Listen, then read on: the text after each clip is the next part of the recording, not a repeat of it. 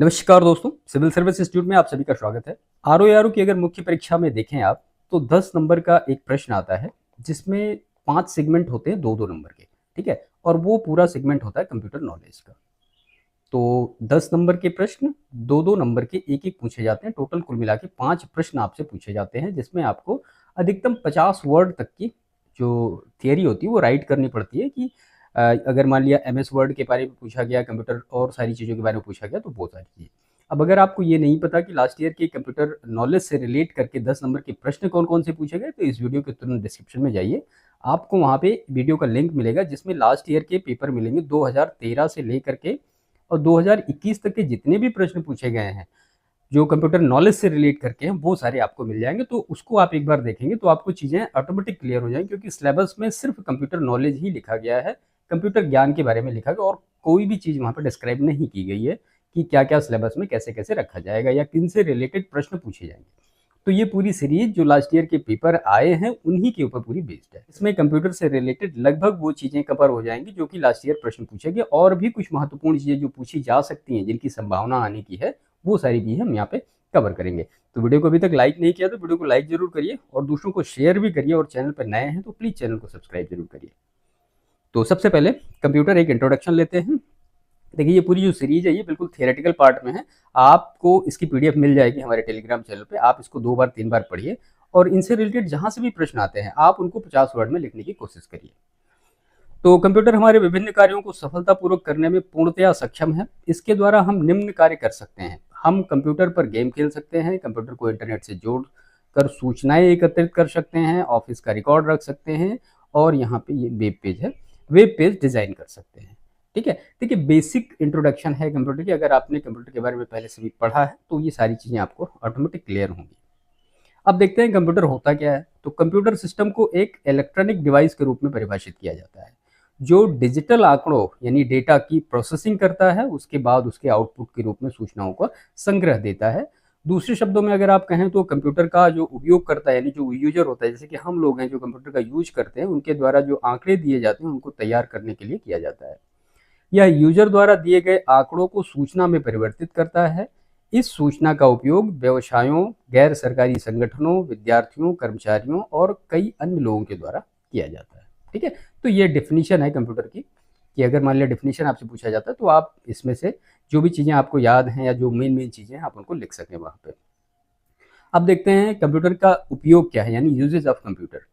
तो कंप्यूटर द्वारा तैयार किए गए आंकड़ों को कई तरीकों से प्रयोग किया जाता है, और कंप्यूटर के कुछ मुख्य उपयोग निम्नलिखित हैं। कौन कौन से हैं? तो यहाँ पे ये नंबरिंग छूट गई है।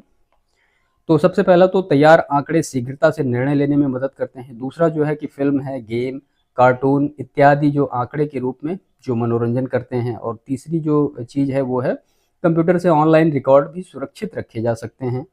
चौथी जो चीज़ है कि ग्राफिक्स डिजाइनिंग के क्षेत्र में कंप्यूटर का जो प्रयोग है वो विभिन्न वैज्ञानिक अनुसंधानों के लिए, चित्र बनाने के लिए भी किया जाता है। पांचवी चीज़, ई कॉमर्स और एम कॉमर्स की गतिविधियां कंप्यूटर से ही संभव हुई हैं। जो इलेक्ट्रॉनिक कॉमर्स होता है आजकल, जो फ्लिपकार्ट है, अमेजोन है, ये सारी चीज़ें। उसके बाद छठी चीज़ है कि इंटरनेट टेलीफोन या इंटरनेट के जो वीओआईपी से आवाज़ों का स्थानांतरण यानी वॉइस ट्रांसफ़र करना भी कंप्यूटर का एक लोकप्रिय उपयोग है। उसके बाद सातवीं चीज़, जो इलेक्ट्रॉनिक मेल होती है उनका आदान प्रदान, वीडियो मेल, एफटीपी इत्यादि जो कंप्यूटर की सहायता से ही किए जा सकते हैं। और इसमें हैरानी की बात नहीं कि इसके उपयोगों की सूची अंतहीन है, मतलब इसका बहुत ज़्यादा उपयोग है, वो आप डेली लाइफ में यूज भी करते होंगे, वो सारी चीज़ें आप समझ रहे होंगे। तो ये जो है कंप्यूटर के यूजेज हैं। अगर मान लिया आपसे प्रश्न पूछा जाता है कि कंप्यूटर के क्या यूजेज हैं, तो आप इसमें से जो मेन मेन 2-3 पॉइंट 4 पॉइंट है, जिसमें आपके लगभग 50 वर्ड कंप्लीट हो जाए, वो आप वहाँ पे उनको राइट डाउन कर सकते हैं। अब देखते हैं फीचर्स ऑफ कंप्यूटर, यानी कंप्यूटर की विशेषताएं क्या है। एक बार कंप्यूटर की विशिष्टताएं पूछा गया है प्रश्न लास्ट ईयर में। तो कंप्यूटर की बहुत सी विशेषताएं हैं, इनमें से कुछ महत्वपूर्ण विशेषताएं निम्नलिखित हैं। कौन कौन सी हैं? तो कंप्यूटर प्रयोगकर्ता द्वारा डाले गए आंकड़ों और दिशा निर्देशों के अनुसार निर्णय ले सकता है। पहले से परिभाषित जो दिशा निर्देश हैं, यानी जो प्री डिफाइंड इंस्ट्रक्शंस हैं, उनके आधार पर यह स्वयं ही विभिन्न कार्य कर सकता है। तीसरी जो चीज़ है वो कंप्यूटर मनोरंजन के साधन के रूप में भी कार्य करता है। आप इसे संगीत सुनने, कंप्यूटर गेम खेलने और फिल्म देखने के लिए भी इनका प्रयोग कर सकते हैं। चौथी चीज़ है कंप्यूटर कठिन और दोहरी गणना बहुत तेजी और शुद्धता के साथ कर सकता है।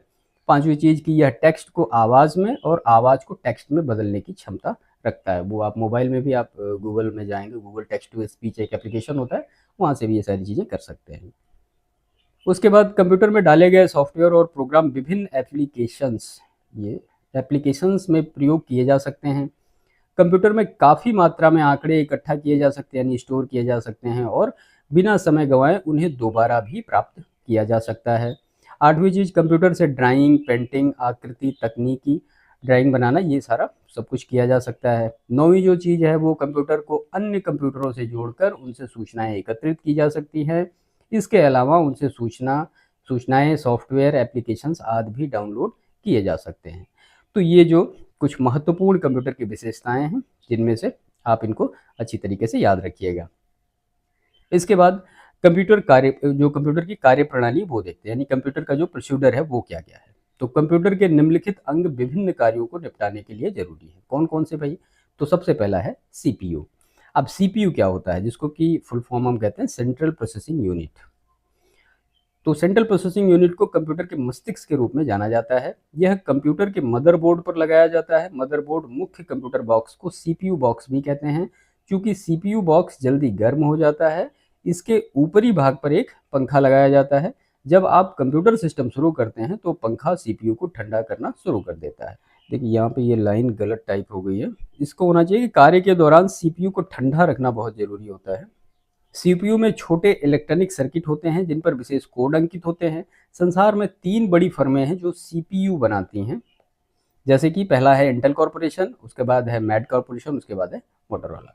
अब सीपीयू जो है एक महंगी डिवाइस है। सीपीयू को आगे आगे 2 भागों में बांटा जा सकता है। तो सेंट्रल प्रोसेसिंग यूनिट जो होती है, सेंट्रल प्रोसेसिंग यूनिट, ठीक है। अब सेंट्रल प्रोसेसिंग यूनिट, इसी को कहते हैं ब्रेन ऑफ कंप्यूटर या ब्रेन ऑफ मदरबोर्ड। इस तरह से सेंट्रल प्रोसेसिंग यूनिट को एक संज्ञा दी जाती है। अब इसके 2 पार्ट कौन कौन से होते हैं? तो सीपीयू 2 पार्ट में डिवाइड होता है। एक तो होता है एएलयू और एक होता है सीयू। एएलयू का मतलब होता है arithmetic logic unit, full form भी जानते रहिए, और जो दूसरा होता है उसको कहते हैं कंट्रोल यूनिट। तो मैथमेटिकल ऑपरेशंस के लिए ये परफॉर्म होता है, और कंट्रोल यूनिट जो होता है वो लॉजिकल ऑपरेशंस होते हैं, जिसमें एस और नो के ऑप्शन होते हैं, वो सारे कंट्रोल यूनिट के थ्रू परफॉर्म होते हैं। आइए देखते हैं अरिथमेटिक लॉजिक यूनिट क्या होता है, एएलयू।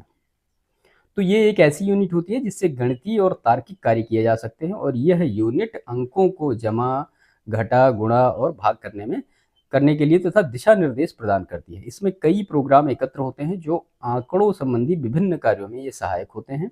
इसी यूनिट के कारण कंप्यूटर विभिन्न गणितीय और तार्किक परिणाम देता है, ठीक है। तो अरिथमेटिक लॉजिक यूनिट ये है, कंट्रोल यूनिट और एएलयू सीपीयू के 2 पार्ट होते हैं। इसके बाद हम देखते हैं एआई, आर्टिफिशियल इंटेलिजेंस। काफ़ी फेमस टॉपिक है आज के समय के लिए, है ना। तो कंप्यूटर की तकनीकी के विकसित हो जाने के कारण आर्टिफिशियल इंटेलिजेंस यानी कृत्रिम बुद्धिमत्ता प्रकाश में आई, और इसने संसार भर के लोगों का ध्यान अपनी ओर आकृष्ट किया। कंप्यूटर वैज्ञानिक ऐसे रोबोट बनाने के प्रयास कर रहे हैं जो सोचने और फैसला लेने में सक्षम हो। इसे कृत्रिम बुद्धिमत्ता का नाम दिया जा सकता है, ठीक है। विज्ञान के क्षेत्र में कंप्यूटर के प्रयोग, यानी computer in the field of science, क्या क्या इनके यूजेज हैं, एप्लीकेशन से, वो देखते हैं। तो आजकल वैज्ञानिक आंकड़े तैयार करने में कंप्यूटर का प्रयोग बड़े पैमाने पर किया जाने लगा है। कंप्यूटर से ज्ञात परिणामों को नई प्रणालियों और युक्तियां बनाने में प्रयोग किया जा रहा है। इसके अतिरिक्त वैज्ञानिक इसकी सहायता से अनुसंधान कार्य कर रहे हैं। अंतरिक्ष अनुसंधान को सुपर कंप्यूटरों की असीमित गणना क्षमता से असाधारण सहायता मिली है। वे प्रयोगकर्ता द्वारा डाले गए आंकड़ों को दोहरा सकते हैं और उनके आधार पर कठिन से कठिन गणनाएं भी कर सकते हैं। कंप्यूटर द्वारा दिया गया आउटपुट पूरी तरीके से विश्वसनीय होता है। देखिए पूरी तरीके से विश्वसनीय, लेकिन फिर भी 99.99% एक्यूरेसी इसमें होती है। उस पे अशुद्धि की कम ही संभावना होती है। ये कंप्यूटर कई विचाराधीन पहलुओं की गहराई में जाने के लिए वैज्ञानिकों की सहायता करते हैं। विज्ञान के क्षेत्र में कंप्यूटर के उपयोग की सूची निम्नलिखित है। कहाँ कहाँ पे इनका यूज होता है? तो सबसे पहले तो गणित के क्षेत्र में, आणविक संरचना, मौसम पूर्वानुमान में, दवाइयों के रेडियो एक्टिव तत्व के अध्ययन में, कृत्रिम उपग्रहों को नियंत्रित करने के लिए, रासायनिक जो प्रक्रिया है उसका व्यवस्थापन क्रमिक या अक्रमिक के लिए, मानव गुणसूत्रों के अध्ययन के लिए, वनस्पति विज्ञान में, रोगों का अध्ययन के लिए, अंतरिक्ष संबंधी अनुसंधान में और जीव विज्ञान में। इस प्रकार हम ये कह सकते हैं कि विज्ञान के क्षेत्र में कंप्यूटर के उपयोगों की सूची विस्तृत है। आज जीवन का कोई भी हिस्सा कंप्यूटर से अछूता नहीं रह गया है। तो ये एप्लीकेशंस हैं साइंस में कंप्यूटर से रिलेट करके। इसके बाद कंप्यूटर से संबंधित तकनीकी में प्रगति। अब वो technological advancement related to computer क्या क्या है? तो साधारण तौर पर जो टेक्नोलॉजी यानी तकनीकी है, बेसिक साइंस का ही एक एप्लीकेशन है। इसने मनुष्य के जीवन को बेहद सरल बना दिया है। तकनीकी का प्रयोग आज के युग में विकास करने के लिए बहुत जरूरी है। कंप्यूटर की कुछ एप्लीकेशन जो तकनीकी में प्रगति दर्शाती हैं वो निम्नलिखित हैं। कौन कौन सी हैं? तो कंप्यूटर से प्राप्त किए गए परिणाम वैज्ञानिक अनुसंधानों में प्रयोग किए जाते हैं जो अप्राकृतिक विकास को बढ़ावा देते हैं। जैसे जैसे कौन कौन से हैं? तो मानव क्लोन, पशुओं के क्लोन और अनाज के क्लोन, ये सारे कैसे हैं? अप्राकृतिक विकास हैं। कंप्यूटर का प्रयोग रक्षा उपकरणों और युद्ध मशीनों को उन्नत बनाने में बड़ी तेजी से हो रहा है। और कंप्यूटर के प्रयोग निम्न क्षेत्रों में भी हो रहे हैं। कौन कौन से? तो वो देखते हैं हम। तो इलेक्ट्रॉनिक कॉमर्स और ई बिज में। कंप्यूटर अंतरिक्ष अनुसंधान में प्रयुक्त होने से अंतरिक्ष यान और अंतरिक्ष में जो उपग्रह भेजे गए हैं। विकिरण उपकरण यानी रेडिएशन थेरेपी में कंप्यूटर का उपयोग है। रिलेशनल डेटाबेस मैनेजमेंट सिस्टम यानी RDBMS की मदद से आंकड़ों को तैयार कर उनका प्रबंधन किया जा सकता है। कंप्यूटर इंटीग्रेटेड मैन्युफैक्चरिंग और कंप्यूटर एडेड डिजाइन भी कंप्यूटर की तकनीकी के प्रगति के उदाहरण हैं। कई आधुनिक मशीनें कंप्यूटर से प्राप्त परिणामों का ही इस्तेमाल करती हैं। विपत्ति प्रबंधन और नियंत्रण यानी डिजास्टर मैनेजमेंट और कंट्रोल में कंप्यूटरों के नेटवर्क प्रणाली आधारशिला का कार्य करती है। गेम्स में, मूवीज में, वीडियो क्लिप्स और मनोरंजन के अन्य साधनों को विकसित करने में भी इनका महत्वपूर्ण योगदान है। और इसके बाद जो फ्लाइंग कारें हैं, प्रगतिशील तकनीक को रोचक उत्पाद है। यह भी कंप्यूटरों की मदद से ही संभव बनाया जा सकता है। इसको लैन की सहायता से कई कंप्यूटरों को एक दूसरे के साथ जोड़ा जा सकता है और यह जरूरी सूचना के लिए जल्दी और सरलता से आदान प्रदान में सहायक है। लैन का मतलब होता है लोकल एरिया नेटवर्क। इसका मतलब ये है कि आप 10, 15, 20 कंप्यूटर को आपस में ऐड कर सकें, उनके डेटा की शेयरिंग कर सकें। कंप्यूटर ने लेजर एप्लीकेशन और क्षैतिज सॉफ्टवेयर जैसे इंटरैक्टिव CD इत्यादि को आगे लाने में भी योगदान दिया है। अंतर्राष्ट्रीय नेटवर्क इंटरनेट के रूप में कंप्यूटर सूचना प्रसारण में योगदान दे रहा है। तो ये कुछ महत्वपूर्ण जो एप्लीकेशंस हैं आप कह सकते हैं, जो कि कंप्यूटर से रिलेट करके जो टेक्नोलॉजिकल ग्रोथ हुई है या एडवांसमेंट है वो सारे हैं। इसके बाद हम देखते हैं कंट्रोल यूनिट के बारे में, जो कि CPU का ही पार्ट था। हमने ALU के बारे में ऊपर देखा, यहाँ पे कंट्रोल यूनिट देखते हैं। तो कंट्रोल यूनिट जो है वो कंप्यूटर सिस्टम के सभी हिस्सों पर नियंत्रण रखता है। यह दिशा निर्देशों को कंप्यूटर के विभिन्न हिस्सों तक पहुंचाने का कार्य करता है। अर्थमेटिक लॉजिक यूनिट और दूसरी इनपुट और आउटपुट डिवाइस जैसे मॉनिटर है, प्रिंटर है, माउस है, कीबोर्ड है इत्यादि कंट्रोल यूनिट से ही दिशा निर्देश प्राप्त करती है। मदरबोर्ड पर एक स्लॉट लगा होता है जिस पर CPU लगा होता है और CPU में कंडक्टर और रजिस्टर होते हैं। ये कंडक्टर और रजिस्टर मदरबोर्ड से बने जो स्लॉट होते हैं वहाँ पे लगे होते हैं। इनके ऊपर पंखा लगा होता है। जैसे ही कंप्यूटर शुरू होता है, पंखा कंडक्टरों और रजिस्टरों को ठंडा करना शुरू कर देता है। तकनीकी में सुधार के साथ साथ CPU की गति में भी, यानी जो उसकी स्पीड है CPU की, पहले हर्ट्ज में था, फिर वो मेगा हर्ट्ज में आया, फिर वो गीगा हर्ट्ज में आया। ठीक है, तो इस तरह से स्पीड जो है CPU की बढ़ी है। इसके बाद अब देखते हैं मेमोरी। तो कई बार ये सारे प्रश्न पूछे गए हैं CPU के बारे में, मेमोरी के बारे में। तो मेमोरी वह स्थान है जहां आप कंप्यूटर प्रोग्राम और आंकड़ों को क्या करते हैं? स्टोर करते हैं। मेमोरी में कुछ दिशा निर्देश होते हैं जो कंप्यूटर को बूट करने में सहायता प्रदान करते हैं। शुरू में पहले कंप्यूटर स्वयं को बूट करने के लिए मेमोरी को दोबारा रिट्राइव करता है और मेमोरी को दो पार्टों में डिवाइड किया जा सकता है। एक तो होता है प्राथमिक या प्राइमरी मेमोरी और दूसरा होता है सेकेंडरी मेमोरी। डिटेल में देखते हैं इनके बारे में। तो प्राइमरी मेमोरी क्या होती है? तो रैम या रैंडम एक्सेस मेमोरी या रैम जिसको कहते हैं, मतलब सिंपल फॉर्म में इसको रैम लिख सकते हैं या रैंडम एक्सेस मेमोरी लिख सकते हैं या फिर आप रैंडम एक्सेस मेमोरी इंग्लिश में भी लिख सकते हैं। तो कंप्यूटर की परिवर्तनशील यानी वोलेटाइल मेमोरी है। इसे अस्थायी यानी टेम्पररी मेमोरी और सेमीकंडक्टर मेमोरी भी कहा जाता है। सेमीकंडक्टर मेमोरी इसलिए कहा जाता है क्योंकि ये बनी होती है सेमीकंडक्टर मेमोरी की, और टेम्पररी मेमोरी इसलिए कहा जाता है क्योंकि जब तक आप पावर ऑन करके काम कर रहे हैं, अगर आपने सिस्टम को ऑफ कर दिया, दोबारा आप देखेंगे तो वो सारी चीज़ें उससे मिस हो जाएंगी जो आपने उस पर काम किया है।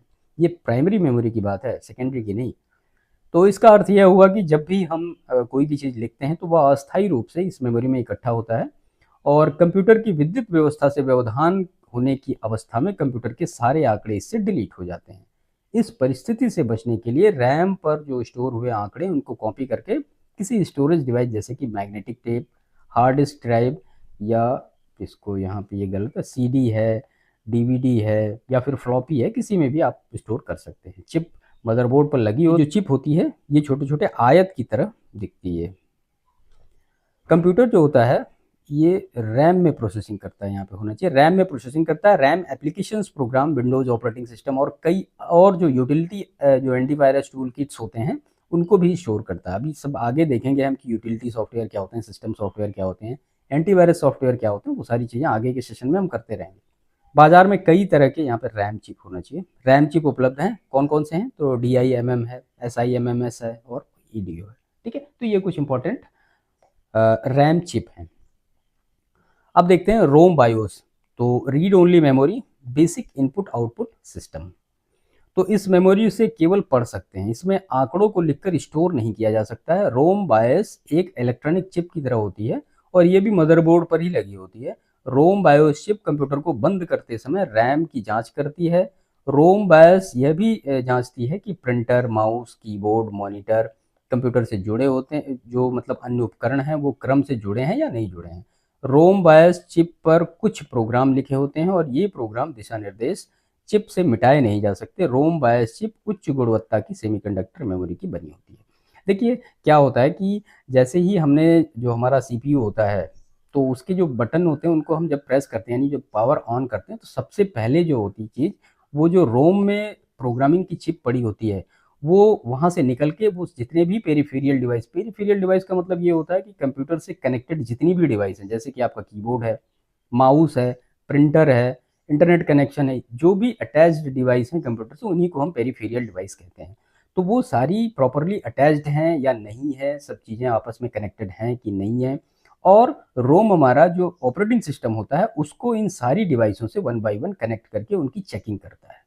ठीक है, इसी को हम पूरे प्रोसेस को जो हमने अभी बोला है इसी को हम कहते हैं बूटिंग प्रोसेस, यानी बूट कर रहा है सिस्टम, सारी चीज़ों को चेकआउट कर रहा है। तो वो जो सारे सॉफ्टवेयर पड़े होते हैं वो रोम में पड़े होते हैं और उसको हम मिटा क्यों नहीं सकते, क्योंकि हम सिस्टम को ऑन ऑफ करते रहते हैं और अगर हमने एक बार भी उस सिस्टम को जो प्रोग्राम है उसको मिटा दिया रोम में तो फिर हमारा सिस्टम बूटिंग प्रोसेस ही नहीं कर पाएगा। ओके, तो ये जो होता है रोम बायोस का पूरा कंसेप्ट होता है। अब देखते हैं सेकेंडरी मेमोरी क्या होती है। तो कंप्यूटर की जो सेकेंडरी मेमोरी होती है वो हार्ड डिस्क ड्राइव होती है, एमओ ड्राइव होती है या फिर चिप होती है, floppy, CD, DVD, floppy disk, इन सारी चीज़ों से बनी होती है। बड़े प्रोग्राम जो होते हैं कंप्यूटर की प्राइमरी मेमोरी में स्टोर नहीं किए जा सकते।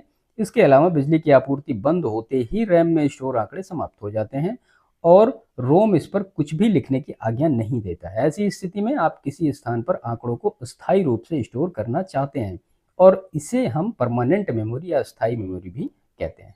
तो इस मेमोरी में आंकड़ों को स्टोर कर सकते हैं और मिटा भी सकते हैं। हार्ड डिस्क, फ्लॉपी और कॉम्पैक्ट डिस्क सर्वाधिक लोकप्रिय सेकेंडरी मेमोरी डिवाइसेज हैं।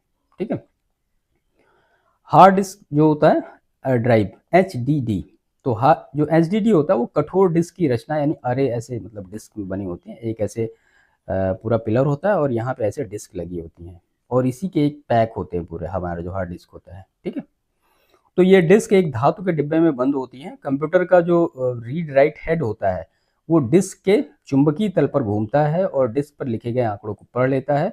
आजकल 1 टेराबाइट या इससे अधिक क्षमता वाली हार्ड डिस्क भी बाजार में उपलब्ध है। देखिए 1 टेराबाइट क्या मतलब बहुत ज़्यादा है, ये तो कम लिखा हुआ है यहाँ पर। मार्केट में जाके देखेंगे तो इससे भी ज़्यादा आपको जो स्टोरेज कैपेसिटी वाली HDD मिलेंगी। CD या DVD, ये DVD है, यानी CD का मतलब होता है कॉम्पैक्ट डिस्क और DVD का मतलब होता है डिजिटल वर्सेटाइल डिस्क। ठीक है, ये होते हैं CD और DVD। अब CD या DVD कठोर प्लास्टिक सीट की बनी होती है, आप लोगों ने देखी भी होगी। इस प्लास्टिक सीट के तल पर यानी सरफेस पर विशेष परत चढ़ाई जाती है। DVD या CD पर आंकड़ों का मार्ग सर्पिलाकार होता है। डिस्क पर लिखने और सूचनाओं को पढ़ने के लिए लेजर किरणों का प्रयोग किया जाता है। DVD या CD पर लिखने के लिए लेजर किरणें डिस्क की सतह पर जो खांचे होते हैं एक बना देती हैं और उसके बाद में इसे कंप्यूटर पर ऐसे छोड़ देती हैं। जब लेजर किरणें खांचे बनाती हैं तब DVD CD पर खरोंच पड़ जाती है और जब किरणें इस पर नहीं पड़ती तो DVD CD समतल रहती है। ठीक है, तो ये CD DVD का डिटेल है कि अगर मान लिया आपसे प्रश्न पूछा जाता है CD DVD क्या होती है, तो इसमें से आप कोई भी 50 वर्ड जो आपने 2-3 बार अच्छी तरीके से इनको रिवाइज किया है तो आप उनको लिख सकते हैं। डीवीडी या सीडी की सतह लेजर किरणों से प्रदर्शित की जाती है। जब लेजर किरणें घूमती हैं तो इसकी गति इलेक्ट्रॉनिक अथवा डिजिटल संकेत में परिवर्तित हो जाती है। डीवीडी सीडी दो प्रकार की होती हैं। तो दो प्रकार की कौन कौन सी होती है? तो once write read only CD और डीवीडी, यानी इस प्रकार की सीडी या डीवीडी पर सूचनाएं सीडी अथवा डीवीडी राइट की सहायता से लिखी जा सकती हैं। और एक बार अगर आप इस सीडी डीवीडी पर आंकड़े लिख देते हैं तो उसको दोबारा नहीं लिखा जा सकता, यानी उसको मिटाया नहीं जा सकता है, इसीलिए कहा जाता है वंस राइट रीड। ठीक है। और दूसरा होता है कि मल्टीपल रीड राइट सीडी और डीवीडी, यानी जैसा कि नाम ही से स्पष्ट है कि आप इस प्रकार के सीडी और डीवीडी पर अनेक बार लिख सकते हैं। यदि हम इस पर एक बार आंकड़े स्टोर कर लें तो दोबारा से इसके प्रयोग करने के लिए सीडी डीवीडी के आंकड़ों को सीडी राइट अथवा डीवीडी राइटर से डिलीट करके और दोबारा इसका प्रयोग कर सकते हैं। तो इसमें तो आप एक बार आपने राइट कर दिया, फिर दोबारा आप उसको ना तो डिलीट कर पाएंगे ना अगेन उस पर अपेंड कर पाएंगे। और यहाँ पे आप रीड राइट करिए, जैसे आजकल का पेन ड्राइव होता है या मेमोरी कार्ड होती है, तो मेमोरी कार्ड क्या है? वो मल्टीपल रीड राइट आपका पेन ड्राइव है। आप उस पर डेटा रखते हैं, फिर डिलीट करते हैं, फिर रखते हैं, ये चलता रहता है। उसके बाद है MO disk, magneto optical drive. क्या होता है? तो इस डिस्क का आकार 5 से लेकर 25 इंच तक का होता है और ये 640 या 230 मेगाबाइट आंकड़े स्टोर कर सकती है। इसका प्रयोग एमओ ड्राइवर में ही किया जाता है। देखिए जितनी भी चीज़ें होती है, जैसे मान लिया सीडी है, अब सीडी लगाने के लिए आपको अपने सिस्टम में सीडी राइटर होना चाहिए, तभी वो सीडी को रीड कर पाएगा। अगर नहीं है तो फिर सीडी रीड नहीं हो पाएगी या डीवीडी रीड नहीं हो पाएगी। इसके बाद हम देखते हैं कैश मेमोरी। तो ये जो मेमोरी होती है सीपीयू और रैम यानी प्राइमरी मेमोरी के बीच में होती है। रैम से सूचनाएं कॉपी करके ये कैश मेमोरी में डाली जाती है और ये सूचना के दोहराव को आसान बनाती है, क्योंकि सीपीयू आवश्यकता पड़ने पर कैश मेमोरी में ही आंकड़ों को खोजता है। अब उसका एक कारण और भी है कि जो सीपीयू होता है इसकी स्पीड बहुत होती है, यानी ज़्यादा स्पीड होती है। उनके कंपैरिजन में रैम की जो स्पीड होती है वो कम होती है। तो जिस स्पीड से सीपीयू हमारा रैम से डेटा मांगता है कि हमें ये चाहिए वो चाहिए, उस हिसाब से ये प्रोवाइड नहीं कर पाता। तो इन दोनों की स्पीड को बैलेंस करने के लिए बीच में कैश मेमोरी लगाई जाती है। ठीक है। तो कैश की स्पीड काफ़ी फास्ट होती है, तो वो ये जो बैलेंस है वो बना के रखते हैं कि सीपीयू और रैम के बीच में एक आप ये कह सकते हैं कि एक तालमेल बना रहे कि डेटा को लेने और डेटा को देने का। तो यदि सूचना या आंकड़े कैश मेमोरी में मौजूद हैं तो इसे हिट कहा जाता है, और यदि सीपीयू उस सूचना को इस मेमोरी में नहीं खोज पाता तो इसे मिस कहते हैं। तो हिट सीपीयू को लगातार इच्छित सूचनाएं प्राप्त करने में सक्षम बनाता है। इससे कंप्यूटर में कार्य करने की गति भी बढ़ती है। आप ये कह सकते हैं कि कैश मेमोरी एक बफर के समान होती है, जहां पर हाल ही में प्रयोग किए गए आंकड़े और सूचनाएं स्टोर किए जाते हैं, जैसा कि हमने पहले आपको बताया। ज़्यादातर जो कैश मेमोरी होती है वो 256 किलोबाइट क्षमता की होती है। हालांकि आपके पास 2 MB तक की ये कैश मेमोरी हो सकती है, लेकिन ये साधारणतया एडवांस सिस्टमों पर ही प्रयोग होती है। कैश मेमोरी एक सेमीकंडक्टर डिवाइस होती है जिसे मदरबोर्ड में लगाया जाता है, और ये मेमोरी रैम से महंगी होती है। ठीक है। तो ये जो कैश मेमोरी के बारे में महत्वपूर्ण चीज़ है, तो प्रश्न इससे भी पूछे गए हैं। रजिस्टर क्या होता है? तो रजिस्टर अस्थायी रूप से आंकड़ों को रखने के लिए प्रयोग किए जाते हैं। इनका मुख्य कार्य जो होता है वो आंकड़ों के स्थान के बारे में जानकारी रखना होता है, और इनका प्रयोग मुख्यतः एक स्थान से दूसरे स्थान पर आंकड़े स्थानांतरित करने के लिए किया जाता है, यानी ट्रांसफर करने के लिए किया जाता है। दो प्रकार का रजिस्टर यूज होता है।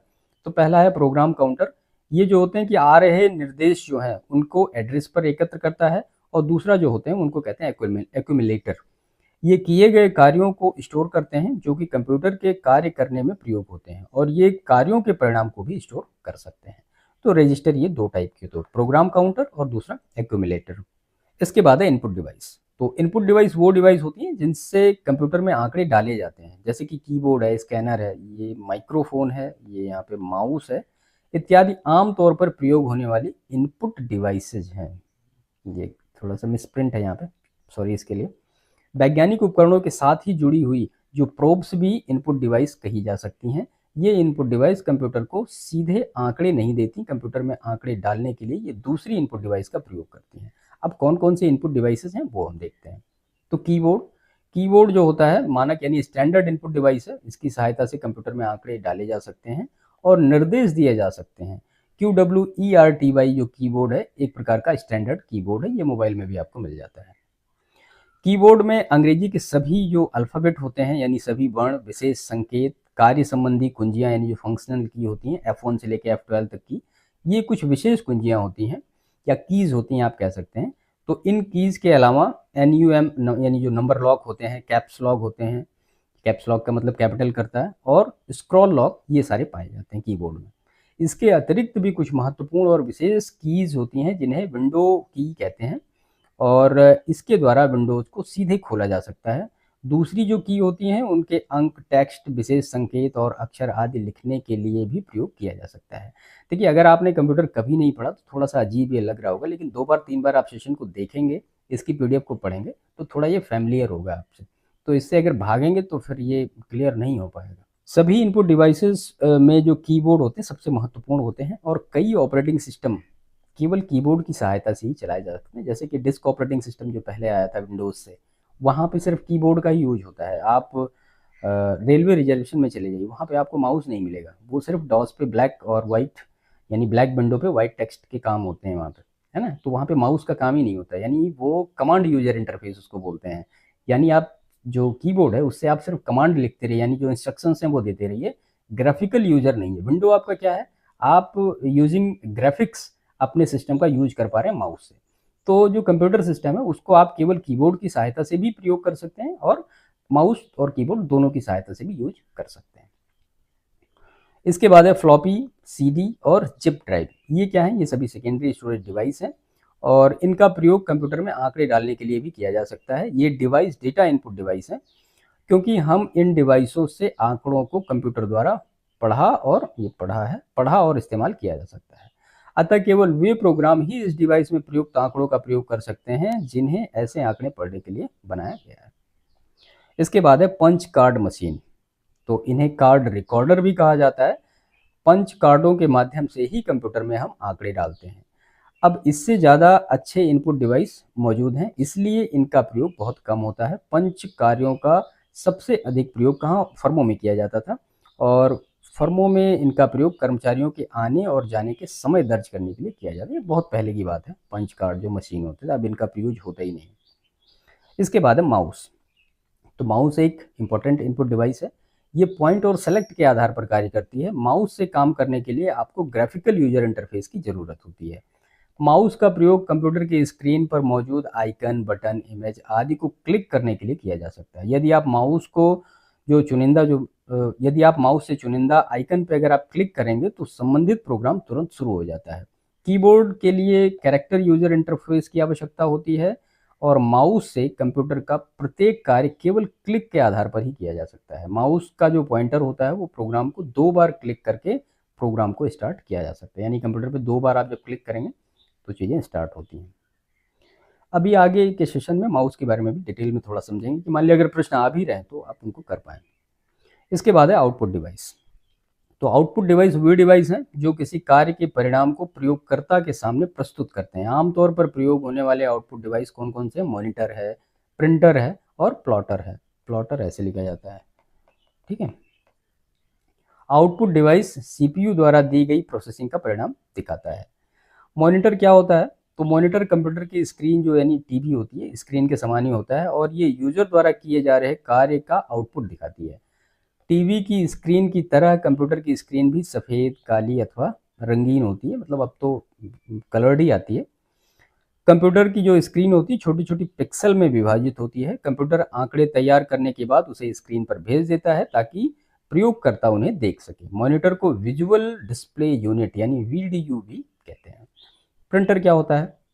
तो प्रिंटर का प्रयोग सीपीयू द्वारा किया गया जो आंकड़े होते हैं उनको प्रिंट करने में किया जाता है। तकनीकी विकास होने के कारण प्रिंटर के प्रयोग में भी बदलाव आया है। पहले डॉट मैट्रिक्स और इंकजेट प्रिंटर इस्तेमाल होते थे, और अब लेजर प्रिंटर भारत में उपलब्ध है। अब डॉट मैट्रिक्स प्रिंटर क्या होते हैं, इंकजेट प्रिंटर क्या होते हैं, ये सारे आगे के सेशन में हम डिटेल में करेंगे इसको। स्पीकर क्या होता है? तो आज कंप्यूटर केवल आंकड़े एकत्र करने या कठिन गणनाएं करने वाली जो डिवाइस के रूप में ही प्रयोग नहीं किया जा रहा, बल्कि एक मनोरंजन के साधन के रूप में भी इसका प्रयोग किया जा रहा है। कंप्यूटर सिस्टम को अपनी इच्छा से म्यूजिक सिस्टम में बदल सकते हैं। आप इसमें म्यूजिक फाइल एकत्रित कर सकते हैं, या जो सीडी ड्राइव है उसमें सीडी डालकर आप संगीत का आनंद ले सकते हैं। कंप्यूटर पर संगीत सुनने के लिए आपको स्पीकर की आवश्यकता पड़ती है। स्पीकर भी एक आउटपुट डिवाइस है जिसका प्रयोग सीपीयू द्वारा तैयार डिजिटल आवाज को यूजर सुनकर अपना मनोरंजन करता है। संगीत या आवाज को कंप्यूटर में डिजिटल फॉर्मेट के रूप में इकट्ठा किया जाता है। ठीक है, तो ये स्पीकर है। इसके बाद हम देखते हैं प्लॉटिंग डिवाइस क्या होती है। तो स्क्रीन पर विभिन्न स्थानों पर कर्सर को ढूंढने में प्रयुक्त होती है। आप इसको पॉइंटिंग डिवाइस की तरह भी, इनपुट डिवाइस ये कह सकते हैं, क्योंकि ये पॉइंटर की तरह कार्य करती है। आमतौर पर जो पॉइंटिंग डिवाइस प्रयोग होती है उसमें joystick, mouse, steering wheel, light pen ये सारे आते हैं।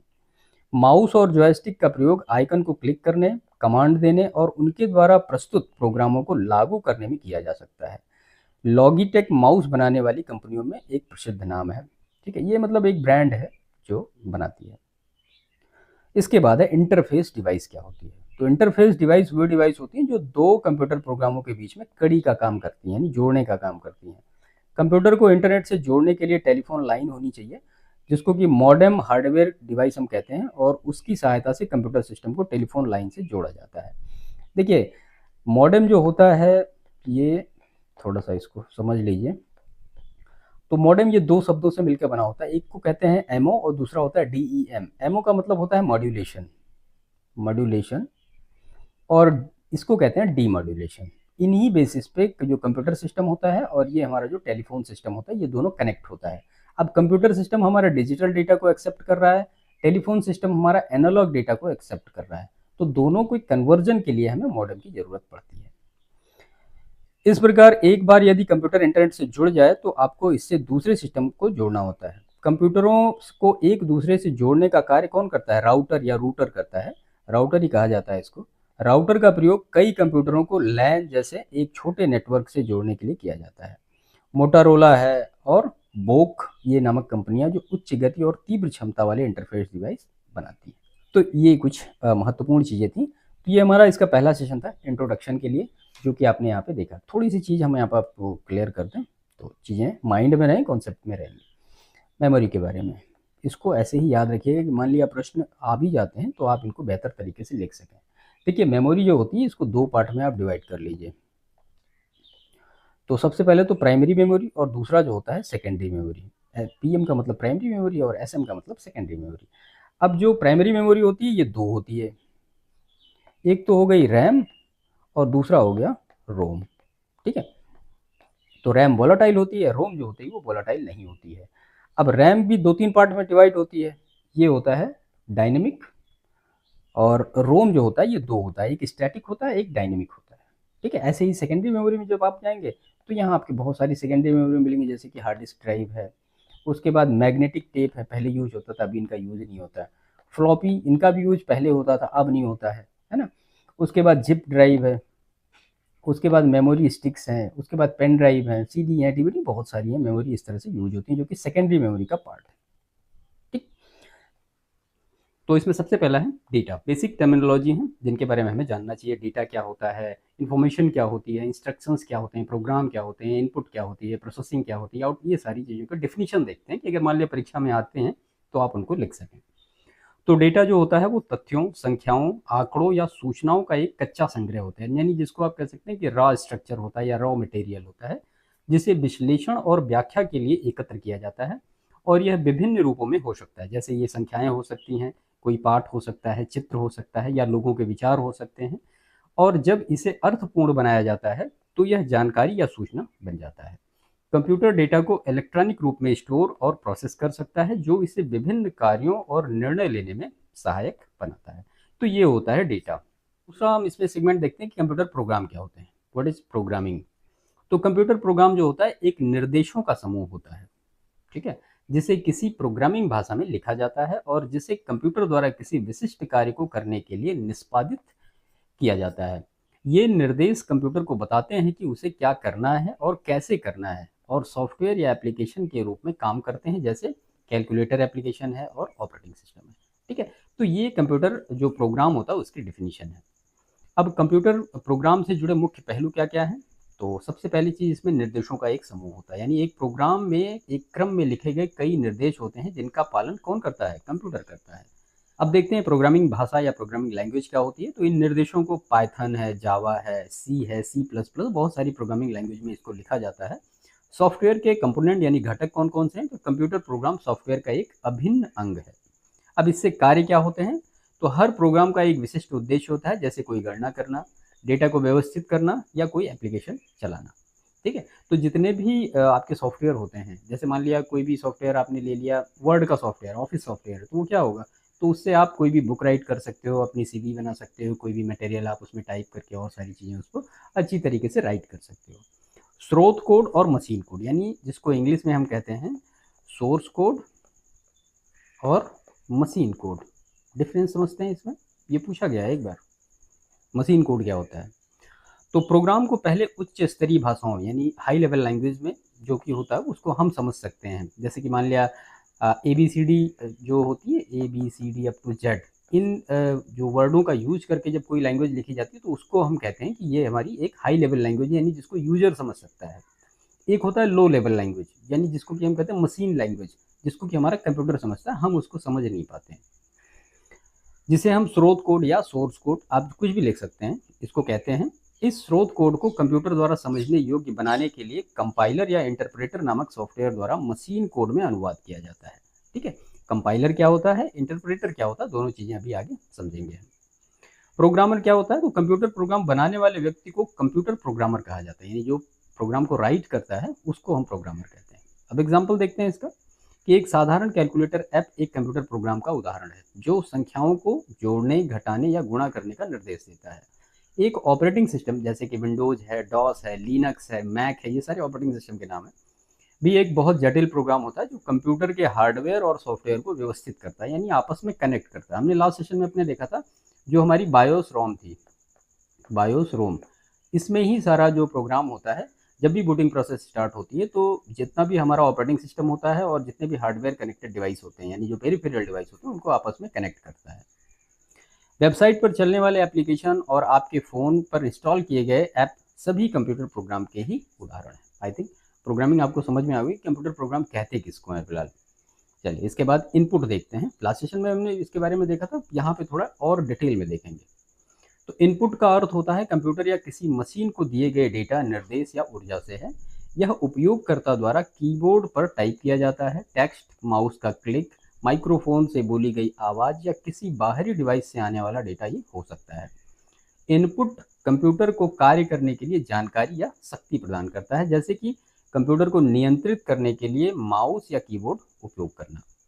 अब इनपुट के प्रकार और उदाहरण देखते हैं। तो निर्देश और कमांड, तो कीबोर्ड पर टाइप करना या माउस से क्लिक करना जिससे कंप्यूटर को कोई कार्य करने के लिए कहा जाता है। इसका इंपॉर्टेंस क्या है? तो कंप्यूटर को इससे नियंत्रित किया जाता है। तो इनपुट डिवाइस उपयोगकर्ता को कंप्यूटर सिस्टम के साथ इंटरैक्ट करने और उसे नियंत्रित करने की अनुमति देते हैं। जानकारी प्रदान करना में कंप्यूटर में डाली गई जानकारी या डेटा को मशीनी भाषा में परिवर्तित करके सीपीयू को भेजा जाता है, जिससे वह कार्य कर सकता है। क्योंकि जो हमारा जो सीपीयू होता है वो 0 और 1 यानी जो बाइनरी लैंग्वेज होती है उस पर काम करता है। हम जो चीज़ें समझते हैं वो A to Z जो है या फिर नंबर्स है, ये सारी चीज़ें समझते हैं। तो बीच में जो कन्वर्जन हो रहा है उसके लिए फिर हमें कंपाइलर या इंटरप्रेटर की आवश्यकता होती है। अभी उसके बारे में डिटेल पर देखते हैं क्या होता है। सिस्टम का संचालन, तो किसी भी सिस्टम या मशीन के सही ढंग से काम करने के लिए इनपुट आवश्यक है। जब तक आप कोई इनपुट प्रोवाइड नहीं करेंगे वो आपको आउटपुट प्रोवाइड नहीं कर सकते, यानी कोई भी इंटरेक्शन नहीं हो पाएगा किसी भी हार्डवेयर डिवाइस से और यूजर का। प्रोसेसिंग क्या होती है? कंप्यूटर प्रोसेसिंग कंप्यूटर की सेंट्रल प्रोसेसिंग यूनिट द्वारा निर्देशों को समझने और निष्पादित करने की एक प्रक्रिया है जिसमें इनपुट डेटा को आउटपुट डेटा में बदला जाता है। यह कंप्यूटर को कंप्यूटिंग चक्र का एक महत्वपूर्ण हिस्सा है, जहां सीपीयू मेमोरी से डेटा प्राप्त करता है, उस पर गणितीय और तार्किक संक्रियाएं करता है और फिर परिणाम को वापस मेमोरी में भेज देता है। अब ये काम कैसे करता है देखते हैं। तो इनपुट यानी उपयोगकर्ता द्वारा दिए गए डेटा या निर्देशों को कंप्यूटर में इनपुट किया जाता है, उसके बाद उसकी प्रोसेसिंग होती है। सीपीयू इनपुट को लेता है और उसे समझने और संसाधित करने के लिए काम करता है। यह स्मृति से निर्देश प्राप्त करता है और उन पर गणितीय संक्रियाएं करता है। उसके बाद नंबर आता है आउटपुट का, यानी सीपीयू अपना कार्य पूरा करने के बाद परिणाम को आउटपुट डिवाइस जैसे कि मॉनिटर है, प्रिंटर है, यहाँ के माध्यम से यूजर के सामने उसको प्रेजेंट करता है। तो ये है इनपुट, प्रोसेसिंग, आउटपुट। उसके बाद नंबर आता है स्टोरेज का, यानी जो भंडारण होता है। तो संसाधित डेटा को भविष्य में उपयोग के लिए मेमोरी या अन्य स्टोरेज डिवाइस में संग्रहित भी किया जा सकता है। ठीक है, आई थिंक प्राइमरी मेमोरी और सेकेंडरी मेमोरी का ही एक नाम है ऑक्सिलरी मेमोरी। ठीक है, सेकेंडरी मेमोरी को ही कहते हैं हम ऑक्सिलरी मेमोरी। तो यहाँ पे ये बात हो रही कि डेटा हमारा परमानेंट सेव रहता है, रैम की बात नहीं हो रही है। रैम में तो डेटा जब तक आप वर्किंग कर रहे हैं वन टाइम तब तक वो चलेगा, जैसे आपने पावर स्विच ऑफ किया तो डेटा हमारा सारा डिलीट हो जाएगा रैम से। लेकिन जो सेकेंडरी मेमोरी का डेटा होगा वो परमानेंट बना रहेगा जब तक कि यूजर उसको डिलीट ना करे। एग्जाम्पल, जब आप किसी वेबसाइट पर जाते हैं तो सर्वर आपके अनुरोध को संसाधित करता है और वेबसाइट को आपके ब्राउजर पर प्रदर्शित करता है।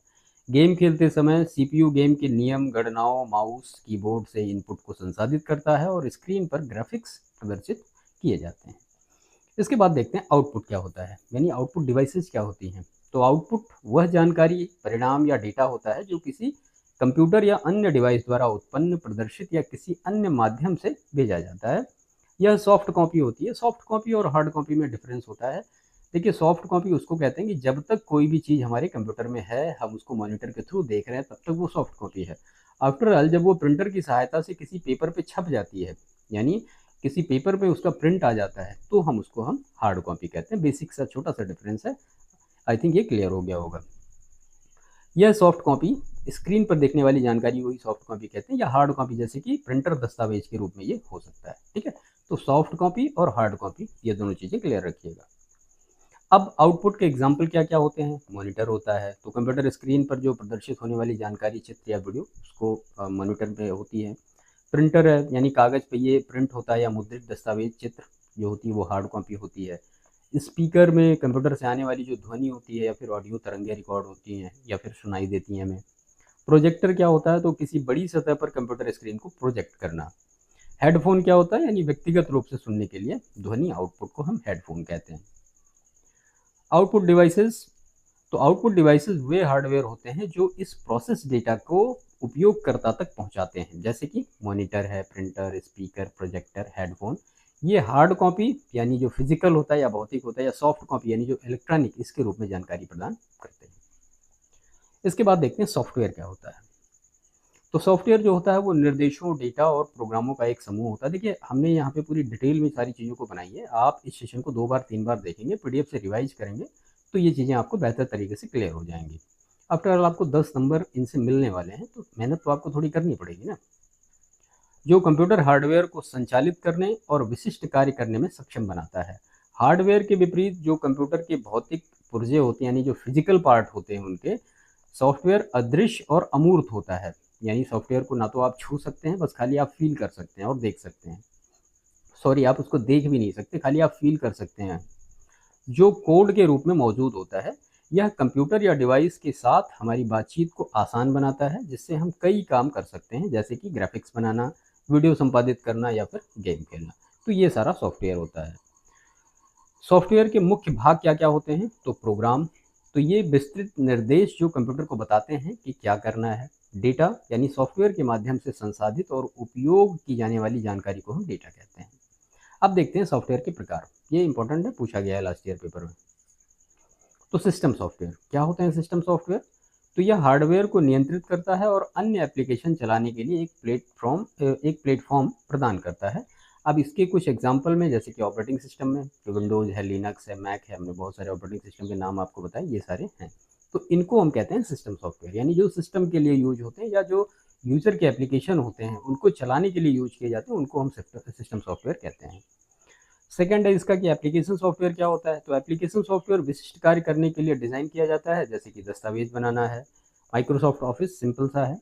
और वेब ब्राउज़र, यानी जो क्रोम आजकल मेनली हम यूज करते हैं, क्रोम है, अल्टा विस्टा है ना, फायरफॉक्स है, ये बहुत सारे ब्राउज़र के नाम हैं। या फिर किसी वीडियो को चलाना। तो ऐसे जो सॉफ्टवेयर होते हैं जो यूज़र के लिए मेनली बनाए जाते हैं, उनको हम एप्लीकेशन सॉफ्टवेयर कहते हैं। और ऐसे सॉफ्टवेयर जो सिस्टम के लिए बनाए जाते हैं, मेनली सिस्टम उनके बिना काम नहीं कर सकता, उनको हम कहते हैं सिस्टम सॉफ्टवेयर। आई थिंक ये क्लियर हो गया होगा। इसके बाद नंबर आता है यूटिलिटी सॉफ्टवेयर का। तो ये सॉफ्टवेयर सिस्टम को प्रबंधित करने, उसकी कार्य क्षमता को सुधारने में मदद करता है, जैसे कि डिस्क क्लीनर। अब डिस्क क्लीनर ये होता है कि मतलब जो आपकी हार्ड डिस्क है उसमें अगर आपने कोई फाइल डिलीट नहीं की है, काफ़ी दिनों से पड़ी है, तो वो आपको इन्फॉर्म करता रहता है कि ये फाइल 2 साल से पड़ी हुई है, अपनी जगह पे ही पड़ी हुई है, आप इसको डिलीट करना चाहते हैं या नहीं करना चाहते हैं। या एंटीवायरस भी कभी-कभी यूटिलिटी सॉफ्टवेयर के पार्ट के रूप में यूज़ किए जाते हैं, ठीक है? मतलब सिस्टम की हेल्थ को इम्प्रूव करने के लिए जो सॉफ्टवेयर यूज़ होते हैं, उनको हम कहते हैं यूटिलिटी सॉफ्टवेयर। तो ये तीनों क्लियर हो गए होंगे, एप्लीकेशन, सिस्टम एंड यूटिलिटी। अब सॉफ्टवेयर और हार्डवेयर के बीच में डिफरेंस क्या होता है?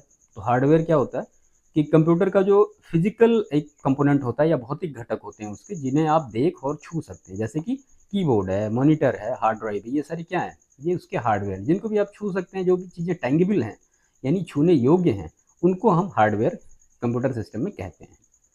सेकंड इसका पार्ट आता है सॉफ्टवेयर, यानी अमूर्त होता है, निर्देशों का एक सेट होता है जिसको आप छू नहीं सकते, इनटेंगिबल होता है, आप जिसको खाली देख सकते हैं, सॉरी देख भी नहीं सकते, आप उनको फील कर सकते हैं, उनकी वर्किंग को महसूस कर सकते हैं, उनको हम सॉफ्टवेयर कहते हैं। सॉफ्टवेयर हार्डवेयर को ये बताता है कि काम कैसे करना है, ठीक है? संक्षेप में अगर कहें तो हार्डवेयर कंप्यूटर का शरीर है, जबकि सॉफ्टवेयर उसकी आत्मा है, जो उसे कार्य करने योग्य बनाती है। ओके, आई थिंक क्लियर हो गया होगा ये सारा जो डेटा है। इसके बाद देखते हैं इनपुट डिवाइस। डिटेल में देखेंगे इनपुट डिवाइस क्या क्या होती है, कैसे कैसे।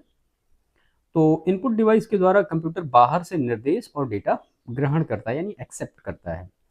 सबसे पहला इसमें है ओमनी प्रेजेंट कीबोर्ड। क्या होता है ये?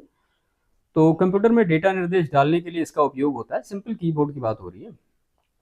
कंप्यूटर के कीबोर्ड द्वारा हम वर्ण, संख्याएं और विशेष चिन्ह टाइप कर सकते हैं, जिसमें कि अल्फ़ाबेट है, नंबर्स हैं, और जो स्पेशल कैरेक्टर्स होते हैं इनको विशेष चिन्ह कहते हैं, वो सारे टाइप हो सकते हैं। कंप्यूटर स्क्रीन पर टाइप किया गया चिन्ह कर्सर, ये गलत है, कर्सर के पास दिखाई देता रहता है। कर्सर जो होता है, कर्सर की डिलीट, ये गलत टाइप हुआ है, कर्सर की डिलीट या बैक स्पेस की जो होती है, एंटर या रिटर्न की जो होती है, फंक्शन की जो होती है, और दूसरी विशेष की जो होती है, वो कंप्यूटर के निर्देश द्वारा दिया जाता है इसको। इसके बाद देखते हैं माउस क्या होता है। तो माउस एक पॉइंटिंग इनपुट डिवाइस है। इसका प्रयोग पॉइंटर को स्क्रीन पर चलाने, चिन्हों या वस्तुओं को इंगित करने के लिए किया जाता है। इसमें दो या तीन बटन होते हैं नॉर्मल माउस में, ठीक है। अब ट्रैक बॉल क्या होता है? बेसिक टर्मिनोलॉजी है, प्रश्न छोटे छोटे रूप में पूछे जा सकते हैं।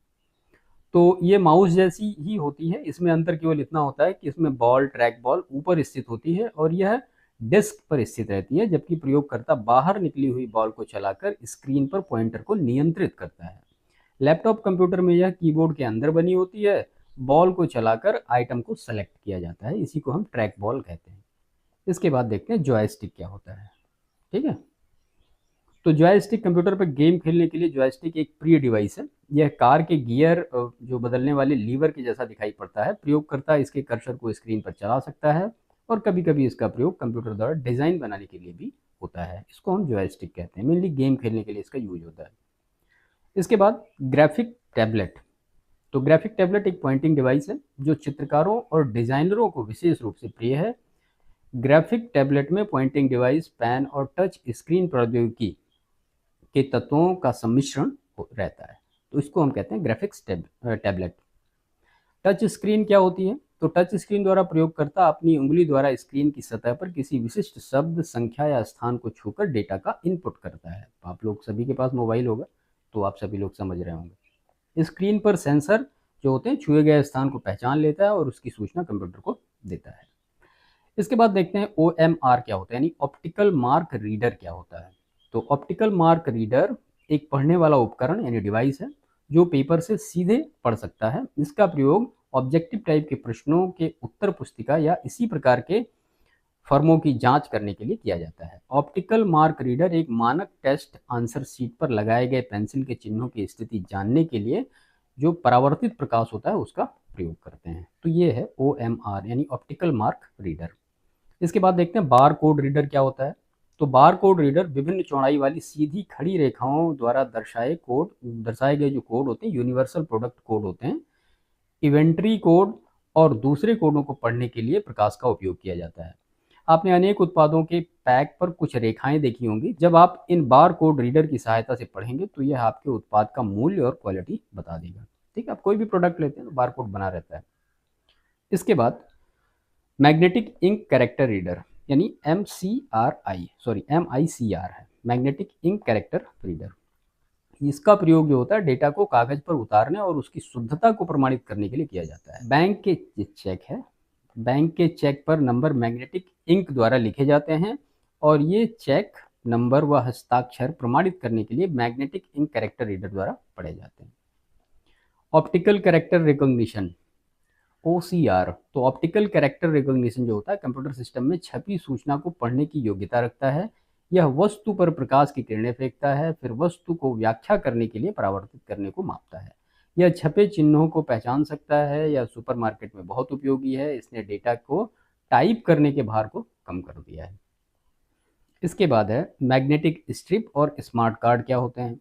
तो कुछ कार्डों जैसे स्मार्ट कार्ड है, ATM कार्ड, इसके पीछे एक चुंबकीय पट्टी बनी होती है, एक मैग्नेटिक स्ट्रिप लगी होती है। इन पट्टियों में डेटा जैसे खाता संख्या, गुप्त कोड आदि छपे रहते हैं। अधिकृत कोड यानी जो ऑथराइज कोड होता है उसकी जांच करने के लिए इन कार्यों को कार्ड रीडर के अंदर से डाला जाता है और सुरक्षा के उद्देश्य से ये कार्ड बहुत उपयोगी हैं। तो इसको हम कहते हैं MSSC।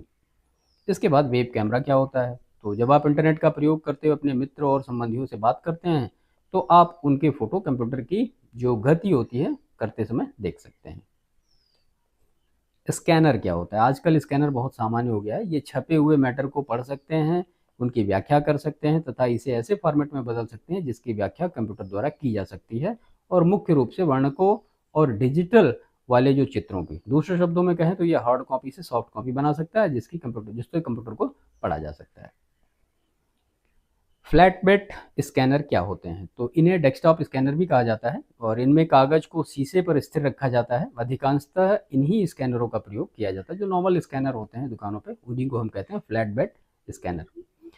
हैंड हेल्ड स्कैनर क्या होते हैं। तो ये सबसे छोटे स्कैनर होते हैं। इन्हें हाथ में पकड़ा जा सकता है। इमेज को स्कैन करने के लिए इन्हें इमेज के ऊपर घुमाया जाता है, तो उसको हम कहते हैं हैंड हेल्ड स्कैनर। आजकल जो गवर्नमेंट बसेज होती हैं वहाँ पे होता है, इस तरह से टिकट उकट देने के लिए यूज होता है। Digital still camera and digital cam recorder. तो डिजिटल स्टिल कैमरे और डिजिटल कैम रिकॉर्डर अभी डेवलप हुई हैं और प्रौद्योगिकी हैं। अन्य पारंपरिक कैमरों की तरह ही डिजिटल स्टिल कैमरे भी फोटो ले सकते हैं। यह सभी इमेजों को इलेक्ट्रॉनिक फॉर्मेट में बदलकर उन्हें सेकेंडरी स्टोरेज डिवाइस में सेव कर देता है। प्रयोगकर्ता सेकेंडरी स्टोरेज डिवाइस से फाइल को खोल सकते हैं और कंप्यूटर पर अपना वो कार्य कर सकते हैं। माइक्रोफोन क्या होता है। तो जब भी कोई आदमी बोलता है तो माइक्रोफोन आवाज़ को डिजिट में कन्वर्ट कर देता है और यह वॉइस सिग्नलों को विद्युत सिग्नलों में बदल देता है जो कि CPU में चले जाते हैं। Microphone. Voice input and recognition system. तो voice input and recognition system मानव की आवाज़ को इनपुट के रूप में ग्रहण करता है, उसे पहचानता है और उसे संबंधित टेक्स्ट में बदल देता है। इसलिए मानव आवाज़ को विद्युत सिग्नलों में बदलने के लिए माइक्रोफोन की आवश्यकता होती है। ये सिग्नल वॉइस रिकॉग्निशन सॉफ्टवेयर द्वारा कंप्यूटर के अनुकूल डिजिटल फॉर्मेट में बदले जाते हैं। ठीक है। प्रोसेसिंग डिवाइस क्या होती है। तो कंप्यूटर सिस्टम में CPU जो होता है वो कंप्यूटर का केंद्र होता है और इसे कंप्यूटर का मस्तिष्क भी हम कह सकते हैं। CPU एक माइक्रो प्रोसेसर चिप होती है। यह सिलिकॉन वेफर पर स्थित होती है। माइक्रो प्रोसेसर की गति जो होती है वो हर्ट्ज में मापते हैं। अब तो ये गीगा हर्ट्ज में आ रहा है। CPU जो होता है कंप्यूटर में दो महत्वपूर्ण कार्य करता है। कौन कौन से। तो ये संख्याओं, वर्णों, संकेतकों को कुशलतापूर्वक संचालन द्वारा डेटा को प्रोसेस करता है और ये कंप्यूटर सिस्टम के अन्य अंगों जैसे विभिन्न इनपुट है, संचार है, स्टोरेज, डिस्प्ले डिवाइस को नियंत्रित करता है। जो प्रोसेसर होता है उसके 3 विभाग होते हैं, 3 पार्ट होते हैं आप कह सकते हैं। Control unit, arithmetic logic unit और मेमोरी यूनिट। हमने लास्ट सेशन में भी इसके बारे में देखा था। कंट्रोल यूनिट, तो कंट्रोल यूनिट कंप्यूटर में अरिथमेटिकल लॉजिकल यूनिट में मेमोरी यूनिट या दूसरे आउटपुट डिवाइसों के डेटा प्रवाह को नियंत्रित करता है। यह मेमोरी यूनिट से निर्देशों, आदेशों को प्राप्त करता है। मैथमेटिकल ऑपरेशन की स्थिति में यह उसे ALU में भेजता है। किसी गणना या तुलना न होने की स्थिति में यह सूचना आउटपुट डिवाइस में भेज देता है। तो इसको हम कहते हैं कंट्रोल यूनिट। इसके बाद देखते हैं अरिथमेटिक लॉजिक यूनिट यानी ALU। तो ये सभी गणनाएं करता है और निर्णय लेता है। यह कंट्रोल यूनिट से डेटा प्राप्त करता है। यह सूचना परिणाम को आउटपुट डिवाइस में दर्शाने के लिए कंट्रोल यूनिट को वापस भेजता है। इसके बाद इसका पार्ट आता है इसमें जो मेमोरी यूनिट होता है। तो ये एक स्टोरेज यूनिट होती है जो सॉफ्टवेयर से सूचना या आदेश को प्राप्त करके स्टोर करती है और उन्हें कंट्रोल यूनिट को भेजती है। तो ये CPU के 3 पार्ट हैं, इनको याद रखिएगा। कंट्रोल यूनिट क्या होता है, अरिथमेटिक लॉजिक यूनिट क्या होता है और मेमोरी यूनिट क्या होता है। इसके बाद हम देखते हैं मेमोरी के बारे में। तो primary memory and secondary memory 2 type का होता है। प्राथमिक मेमोरी का प्रयोग सूचना को अस्थायी रूप से स्टोर करने के लिए होता है, जैसे कि रैम है, रोम है ना, ये इंग्लिश में है, रैम और रोम। कैश है। तीन प्रकार की ये प्राइमरी मेमोरी होती हैं और द्वितीयक मेमोरी का प्रयोग सूचना को अस्थायी रूप से स्टोर करने के लिए किया जाता है। रैम, रैंडम एक्सेस मेमोरी, तो ये प्रोग्राम, डेटा और निर्देशों को तब तक स्टोर रखती है जब तक कंप्यूटर ऑन रहता है। जब कंप्यूटर बंद हो जाता है तो डेटा भी गायब हो जाता है और यही कारण है कि रैम को क्या कहा जाता है, अस्थायी मेमोरी। रोम यानी रीड ओनली मेमोरी, तो इसका प्रयोग कंप्यूटर को चलाने और विशेष सूचनाएं स्टोर करने के लिए होता है। इस मेमोरी का प्रयोग तो होता है किंतु कंप्यूटर प्रोग्राम की तरह बार बार बदली नहीं जा सकती इसको। जब कंप्यूटर बनाया जाता है तभी उसमें स्थायी प्रोग्राम या सूचनाएं लिखी जाती हैं। इन प्रोग्रामों की कंप्यूटरों से काम कराने के लिए त्रुटि रहित रिपोर्ट करने की आवश्यकता होती है। ठीक है, हमने अपने क्लास सेशन में इसको डिस्कस किया था डिटेल में। कंप्यूटर बंद कर देने के बाद भी ये प्रोग्राम मेमोरी में बने रहते हैं। रोम के कई रूपांतर या कई पार्ट हो सकते हैं। कौन कौन से हो सकते हैं? तो पहला जो है वो है पी रोम, यानी प्रोग्रामेबल रीड ओनली मेमोरी इसको कहा जाता है। तो जो पी रोम है एक ऐसी मेमोरी है जिसमें मेमोरी का डेटा स्टोर किया जाता है। मेमोरी लोकेशन पर डेटा स्टोर करने के लिए एक निश्चित वोल्टेज की आवश्यकता होती है। प्रोग्रामेबल रोम एक चिप है जिसका उपयोग बेसिक इनपुट आउटपुट सिस्टम यानी बायोस प्रोग्राम के लिए होता है। जब बायोस प्रोग्राम तैयार हो जाता है तो इसे निर्माण के लिए रोम में स्थानांतरित कर दिया जाता है। तो ये होता है पी रोम। इसके बाद दूसरा है इसमें ई पी रोम, यानी erasable programmable read only memory. तो इरेजेबल प्रोग्रामेबल जो रोम होता है एक ऐसी मेमोरी होती है जिसकी विषय वस्तु को मिटाया जा सकता है और रक्षात्मक कवर को हटाकर पुनः प्रोग्राम भी किया जा सकता है। इरेजेबल प्रोग्रामेबल रोम टेक्नोलॉजी चिप को बदले बिना विषय वस्तु को बदलने के लिए मेमोरी कोशिकाओं को पुनः सेट कर देती है। यह अल्ट्रावायलेट जो प्रकाश होती है उसकी पहली विषय वस्तु को मिटा देता है और पुनः प्रोग्राम ये भर देता है। तो ये होता है ई पी रोम। तीसरा इसका जो पार्ट है वो है electrically erasable programmable read only memory, यानी ई ई पी रोम। तो electrically erasable programmable read only memory होता है प्रत्येक कोशिका को या प्रत्येक सेल को मिटाने के लिए इलेक्ट्रिक फोल्ड का प्रयोग करती है। यदि मेमोरी को बार बार बदलना हो तो पुनः प्रोग्राम बनाने में लगने वाले समय के कारण इसका परामर्श नहीं दिया जाता है। तो ये रोम आपने देखा क्या होता है, रोम के कितने पार्ट होते हैं वो आपने यहाँ पे देखा। कैश मेमोरी, तो कैश जो होती है वो छोटी होती है किंतु तेज मेमोरी होती है और ये सीपीयू और रैम के मध्य स्थित होती है। रैम की अपेक्षा सीपीयू की गति बहुत तेज होती है। सीपीयू और रैम के मध्य गति का मेल न होने के कारण कैश मेमोरी का प्रयोग किया जाता है। हमने आपको लास्ट सेशन में बताया था। ये रैम से तेज होती है। प्रोसेस को तेज करने के लिए और गति के अंतर को कम करने के लिए सीपीयू कैश से डेटा लेता और देता रहता है। इसके बाद देखते हैं आउटपुट डिवाइस। तो आउटपुट डिवाइस के माध्यम से कंप्यूटर सूचना को बाहरी संसार यानी बाहरी मतलब यूजर को भेजता है। सर्वाधिक सामान्य आउटपुट डिवाइस मॉनिटर और प्रिंटर हैं। तो आउटपुट को स्क्रीन या कागज पर इससे प्राप्त कर सकते हैं। स्क्रीन आउटपुट, तो मॉनिटर या विजुअल जो डिस्प्ले यूनिट होती है कंप्यूटर में प्रयोग होने वाले इनपुट अंशों को टाइप होते हुए देखा जा सकता है और ये कंप्यूटर से संदेश प्राप्त करने में आउटपुट डिवाइस के रूप में भी काम करते हैं। ये कई प्रकार के हो सकते हैं जैसे कि enhanced graphics adapter, EGA, enhanced graphics adapter क्या होता है? तो EGA जो होता है एडेप्टर श्वेत श्याम यानी ब्लैक एंड व्हाइट मॉनिटर की तुलना में बहुत अच्छा रेजोल्यूशन देता है और 16 यानी 16 रंगों के समर्थन को ये 16 रंगों को ये सपोर्ट करता है। पिक्सल रेजोल्यूशन जो होता है इनका वो 640 और गुणे 200 या 640 350 प्रयोग होते हैं। मतलब देखिए जो मॉनिटर होता है वो इस तरह से बना होता है। तो ये तो लेंथ हो गई 640 पिक्सल और 200 पिक्सल, इस तरह से इनका मल्टीप्लिकेशन होता है तो उसी को कहा जाता है पिक्सल रेजोल्यूशन। इसके बाद है VGA यानी वीडियो ग्राफिक्स अरे अडेप्टर। क्या होते हैं? तो VGA अडेप्टर 16 से लेकर 256 रंगों का प्रयोग करके उच्च स्तर का आउटपुट देते हैं। पिक्सल रेजोल्यूशन इनका कितना होता है? 640 गुणे 480, 16 रंगों को, और 320 गुणे 200 ये 56 रंगों को सपोर्ट करता है। इसके बाद है SVGA यानी सुपर वीडियो ग्राफिक्स अरे अडेप्टर। तो एडेप्टर विस्तृत रूप से उन 16 रंगों की सहायता करता है जो 16 से 65,536 के बीच में आते हैं। पिक्सल रेजोल्यूशन रंगों का समर्थन करने में भी दूसरों से भिन्न है। अब ये दो टाइप के होते हैं, कौन कौन से? एक तो CRT होता है और दूसरा LCM होता है। तो टीवी की तरह ये CRT मॉनिटर होता है यानी कैथोड रे ट्यूब मॉनिटर, और जो फ्लैट पैनल LCD मॉनिटर होता है यानी लिक्विड क्रिस्टल डिस्प्ले मॉनिटर ये होते हैं।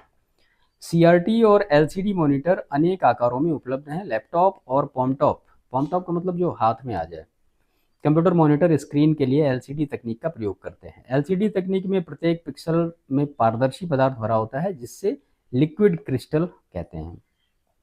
पेपर आउटपुट क्या होता है, तो मॉनिटर पर आउटपुट तुरंत लेकिन अस्थायी प्रदर्शित होता है, अतः लंबे समय तक परिणामों को रखने के लिए हम कागज आउटपुट का प्रयोग करते हैं और इस आउटपुट को हार्ड कॉपी कहते हैं जो कि प्रिंटर से निकलता है। प्रिंटर के बारे में डिटेल में देखते हैं। तो प्रिंटर क्या होता है, जो सूचना या जानकारी कंप्यूटर की स्क्रीन पर प्रदर्शित हो रही है उसकी प्रिंटर की सहायता से हार्ड कॉपी उसकी प्राप्त की जा सकती है। दो टाइप में है, इम्पैक्ट प्रिंटर और non impact printer. Impact printer क्या होता है, तो इम्पैक्ट प्रिंटर के अक्षर जो होते हैं वो कागज पर स्याही वाले रिबन को दबाते हैं। इम्पैक्ट प्रिंटर कम गति और शोर करने वाले होते हैं। ये एक समय में एक ही टेक्स्ट की कॉपी उत्पन्न कर सकते हैं और ये प्रिंटर विभिन्न प्रकार के होते हैं, जैसे कि लाइन प्रिंटर है और कैरेक्टर प्रिंटर है। ये कैसे प्रिंटर है, ये इम्पैक्ट प्रिंटर के उदाहरण है। लाइन प्रिंटर क्या होता है, तो लाइन प्रिंटर एक समय में टेक्स्ट को एक लाइन में छापते हैं। ये एक मिनट में 300 से लेकर 3000 लाइनें तक छाप सकते हैं। ड्रम प्रिंटर और ये चैन प्रिंटर है। चैन प्रिंटर लाइन प्रिंटर के ही उदाहरण है। ड्रम प्रिंटर जो होता है वो शोर करने वाले होते हैं और महंगे होते हैं। ये एक मिनट में 200 से लेकर 2000 लाइनों तक छाप सकते हैं। कैरेक्टर प्रिंटर क्या होता है, तो कैरेक्टर प्रिंटर एक बार में एक अक्षर छापते हैं। ये लाइन प्रिंटर की तुलना में कम गति के होते हैं और ये एक मिनट में 3 से लेकर 300 अक्षर तक छाप सकते हैं। डॉट मैट्रिक्स तथा Daisy wheel printer, character printer इसके कुछ उदाहरण हैं। इसके बाद देखते हैं नॉन इम्पैक्ट प्रिंटर क्या होते हैं। तो ये तेज गति वाले तथा शांत प्रिंटर होते हैं। ये अपने काम करने के लिए बहुत जो जटिल तकनीक का प्रयोग करते हैं। ये प्रिंटर एक समय में एक से ज़्यादा कॉपी नहीं बना सकते। एक डॉक्यूमेंट की दूसरी कॉपी पुनः छपाई करके या फोटोस्टेट के द्वारा ही प्राप्त की जा सकती है। Laser printer, inkjet, thermal printer non impact printer के ही उदाहरण है। लेज़र प्रिंटर क्या होता है, तो लेज़र प्रिंटर एक समय में एक पेज छापते हैं। जो आकृति या टेक्स्ट कागज पर छापना होता है वह आकृति लेजर किरणों की सहायता से ड्रम की सतह पर आवेशित करके बनाई जाती है। ये शांत तथा तेज गति वाले होते हैं, इसलिए अधिकांशतः कार्यालयों में ही लेजर प्रिंटर का ही यूज किया जाता है। इंकजेट प्रिंटर, तो इंकजेट प्रिंटर जो होते हैं विद्युत द्वारा आवेशित स्याही को छोटी छोटी बूंदों के रूप में नोजल से कागज पर छिड़काव करके उनकी आकृति को छापते हैं। इन प्रिंटरों के द्वारा उच्च कोटि के रंगीन आउटपुट प्राप्त किए जा सकते हैं। HP हैं, HP, एप्सन, कैनन और उसके बाद लैक्समार्क, ये जो ब्रांड है ये बनाते हैं इसको इंकजेट प्रिंटर को। थर्मल प्रिंटर क्या होता है, तो थर्मल प्रिंटर जो होता है वो ताप संवेदी कागज प्रयोग करते हैं जो कि गर्म करने पर काले पड़कर आकृतियों को छापते हैं। इनका परिणाम उच्च कोटि का नहीं होता है। फैक्स मशीन थर्मल प्रिंटर का ही उदाहरण है। प्लॉटर क्या होता है, तो प्लॉटर एक विशेष आउटपुट डिवाइस है। वैज्ञानिक तथा अभियांत्रिकी प्रयोग के लिए प्लॉटर प्रिंटर से ज़्यादा उपयुक्त होते हैं। प्लॉटर एक स्वचालित कला यंत्र है जो कि उच्च कोटि की कलाकृति, नक्शे, तालिकाएं तथा अन्य आकृतियां कागज पर पेन घुमाकर बनाता है। आउटपुट इन साउंड फॉर्मेट, यानी आवाज के रूप में जो आउटपुट होता है, तो स्पीकर कंप्यूटर में प्रयोग किए जाने वाले ऑडियो आउटपुट डिवाइस हैं। इनसे रिकॉर्ड की गई आवाज, संगीत तथा दुनिया सुनी जाती है। तो ये जो है महत्वपूर्ण चीजें थी।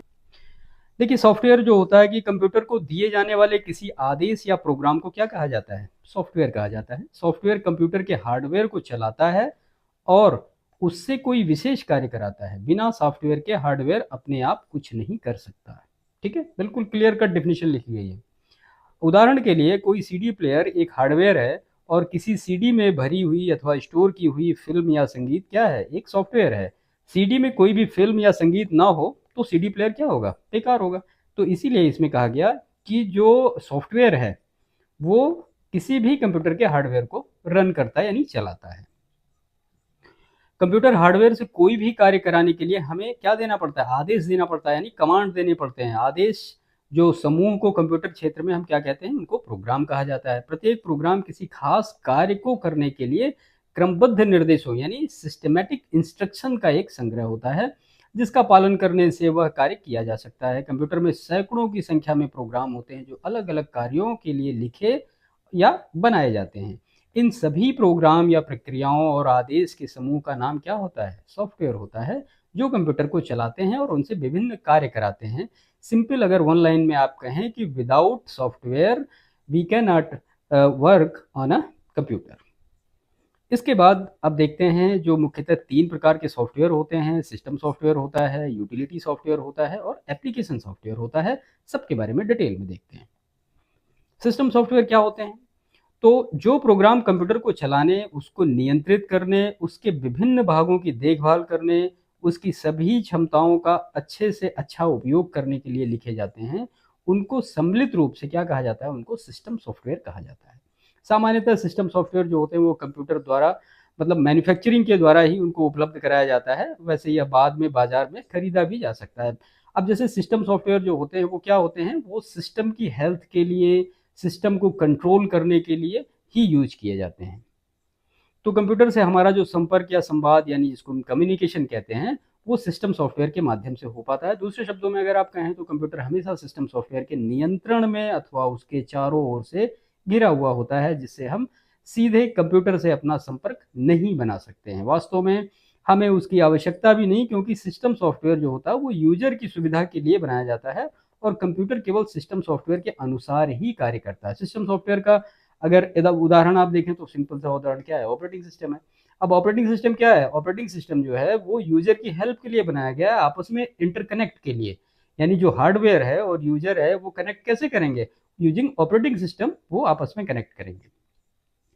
सिस्टम सॉफ्टवेयर में वही प्रोग्राम शामिल होते हैं जो कंप्यूटर सिस्टम को नियंत्रित करते हैं और उसके विभिन्न भागों के बीच उचित तालमेल बनाकर कोई कार्य कराते हैं। इनमें से निम्नलिखित प्रोग्राम शामिल हो सकते हैं। कौन कौन से हो सकते हैं भाई जिनको हम सिस्टम सॉफ्टवेयर कहेंगे? तो पहला तो ऑपरेटिंग सिस्टम है, दूसरा क्या है? भाषा अनुवादक यानी लैंग्वेज ट्रांसलेटर। और भी बहुत सारे होते हैं लेकिन हमने उदाहरण यहाँ पे सिर्फ 2 का ही लिया है। अब देखते हैं ऑपरेटिंग सिस्टम के बारे में।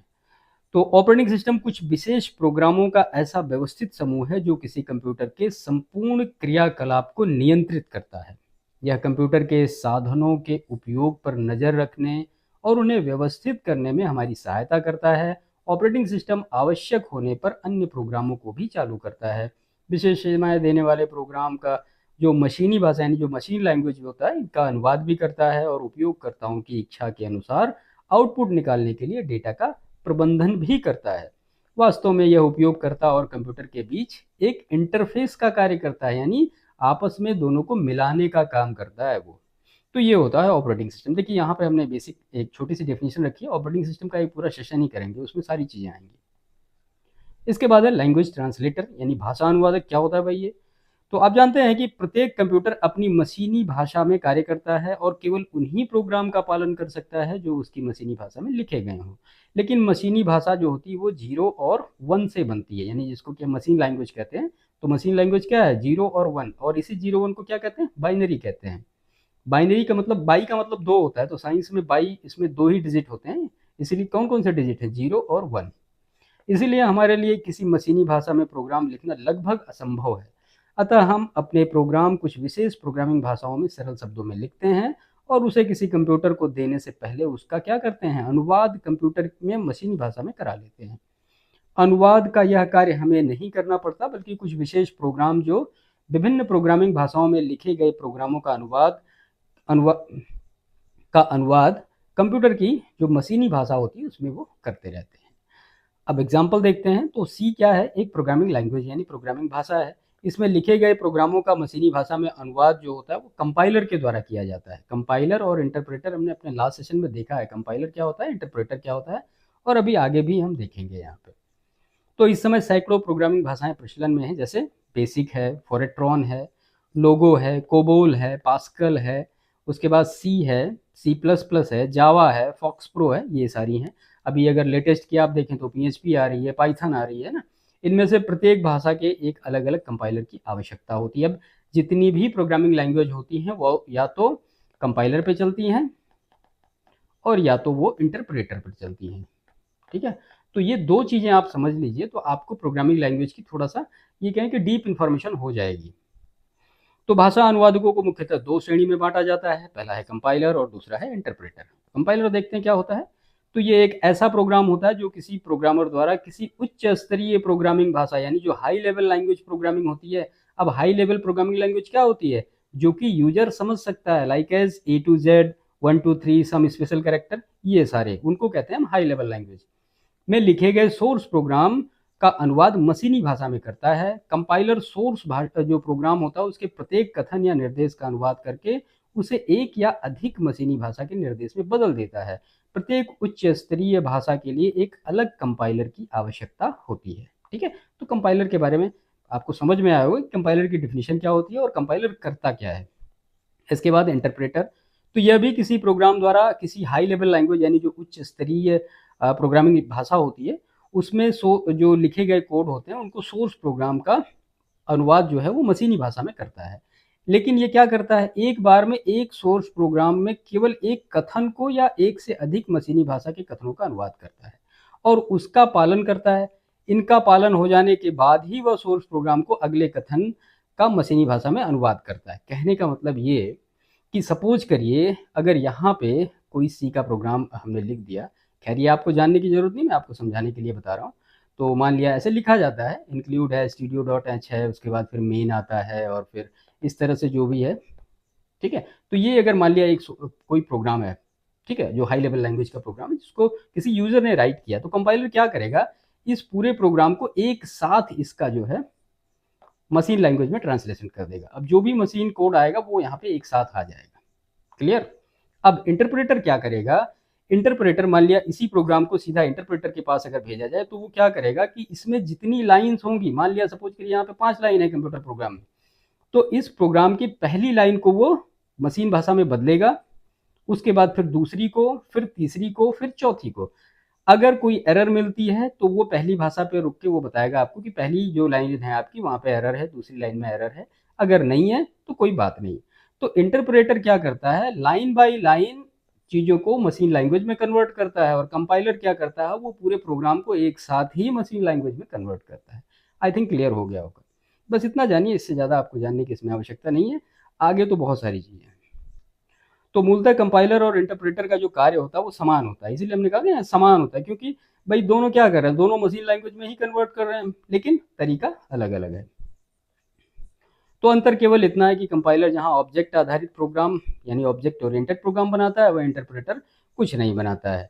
ठीक है, इसलिए इंटरप्रेटर का प्रयोग करते समय हर बार सोर्स प्रोग्राम की आवश्यकता पड़ती है। तो वो जो मैंने आपको बताया सिंपल लैंग्वेज में कहने का मतलब वही था।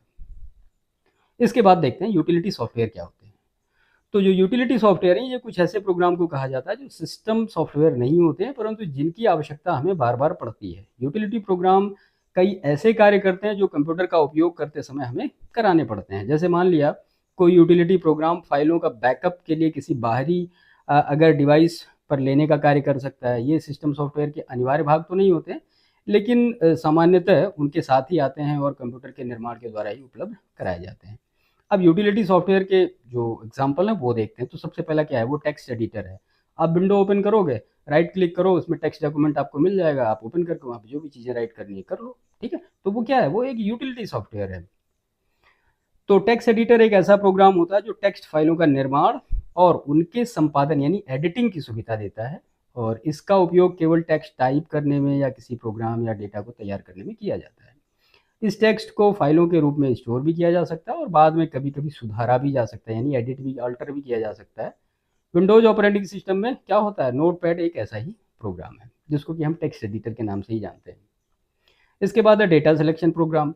अब डेटा सिलेक्शन प्रोग्राम क्या होता है, जो किसी डेटा फाइल में हमारी रुचि के रिकॉर्ड का अलग करने में सहायक होते हैं। ऐसे रिकॉर्डों का चयन किसी विशेष सूचना के मानों के आधार पर किया जाता है, उनको हम कहते हैं डेटा सिलेक्शन प्रोग्राम। इसके बाद होता है डिस्क मैनेजमेंट प्रोग्राम। तो ये जो किसी हार्ड डिस्क पर फाइलों को इस तरह व्यवस्थित करते हैं कि उस पर अधिक से अधिक फाइलों को स्टोर करना संभव हो जाता है और डिस्क का जो स्पेस होता है वो मतलब बेकार ना जाए, खाली ना रहे। डिस्क मैनेजमेंट प्रोग्राम जो होता है फाइलों को क्या करता है, कंप्रेस करता है, यानी संकुचित करके स्टोर करने का कार्य भी करता है, जिसमें उपलब्ध क्षेत्र की क्या होती है, बचत होती है। मतलब जो मेमोरी में, अब जैसे थोड़ा सा आप यहाँ पे समझिए, ये जैसे मान लिया पूरा स्पेस है, यहाँ पे हमें फाइलों को फिलअप करना है। ठीक है, अब ऐसे ऐसे पार्टीशन में फाइलों को आ गई, इतने मान लिया हमारे पास यहाँ पे 4 पार्टीशन है। हमने पहली फाइल यहाँ स्टोर की जो इतना आया, दूसरी फाइल स्टोर की इतना आया, तीसरी फाइल स्टोर की इतनी जगह बच गई, चौथी फाइल में हमें इतनी स्टोर। अब 4 फाइल में हमने इतना स्टोर कर लिया, हमारा ये जगह जो है ओवरऑल मेमोरी तो फुल बताएगा लेकिन हमारे पास ये स्पेस खाली रहता है। ठीक है, कंप्यूटर में एक फंक्शन होता है उसको कहते हैं डिस्क की फ्रेगमेंटेशन। ठीक है, डीफ्रैगमेंटेशन। तो ये डीफ्रैगमेंटेशन जो होता है, डिस्क डीफ्रैगमेंटेशन, तो इससे जो है जो स्पेस होता है इनको यूज किया जा सकता है इन कंपैरिजन टू जो बेकार स्पेस पड़ा रहता है जिनका हम यूज नहीं कर पाते।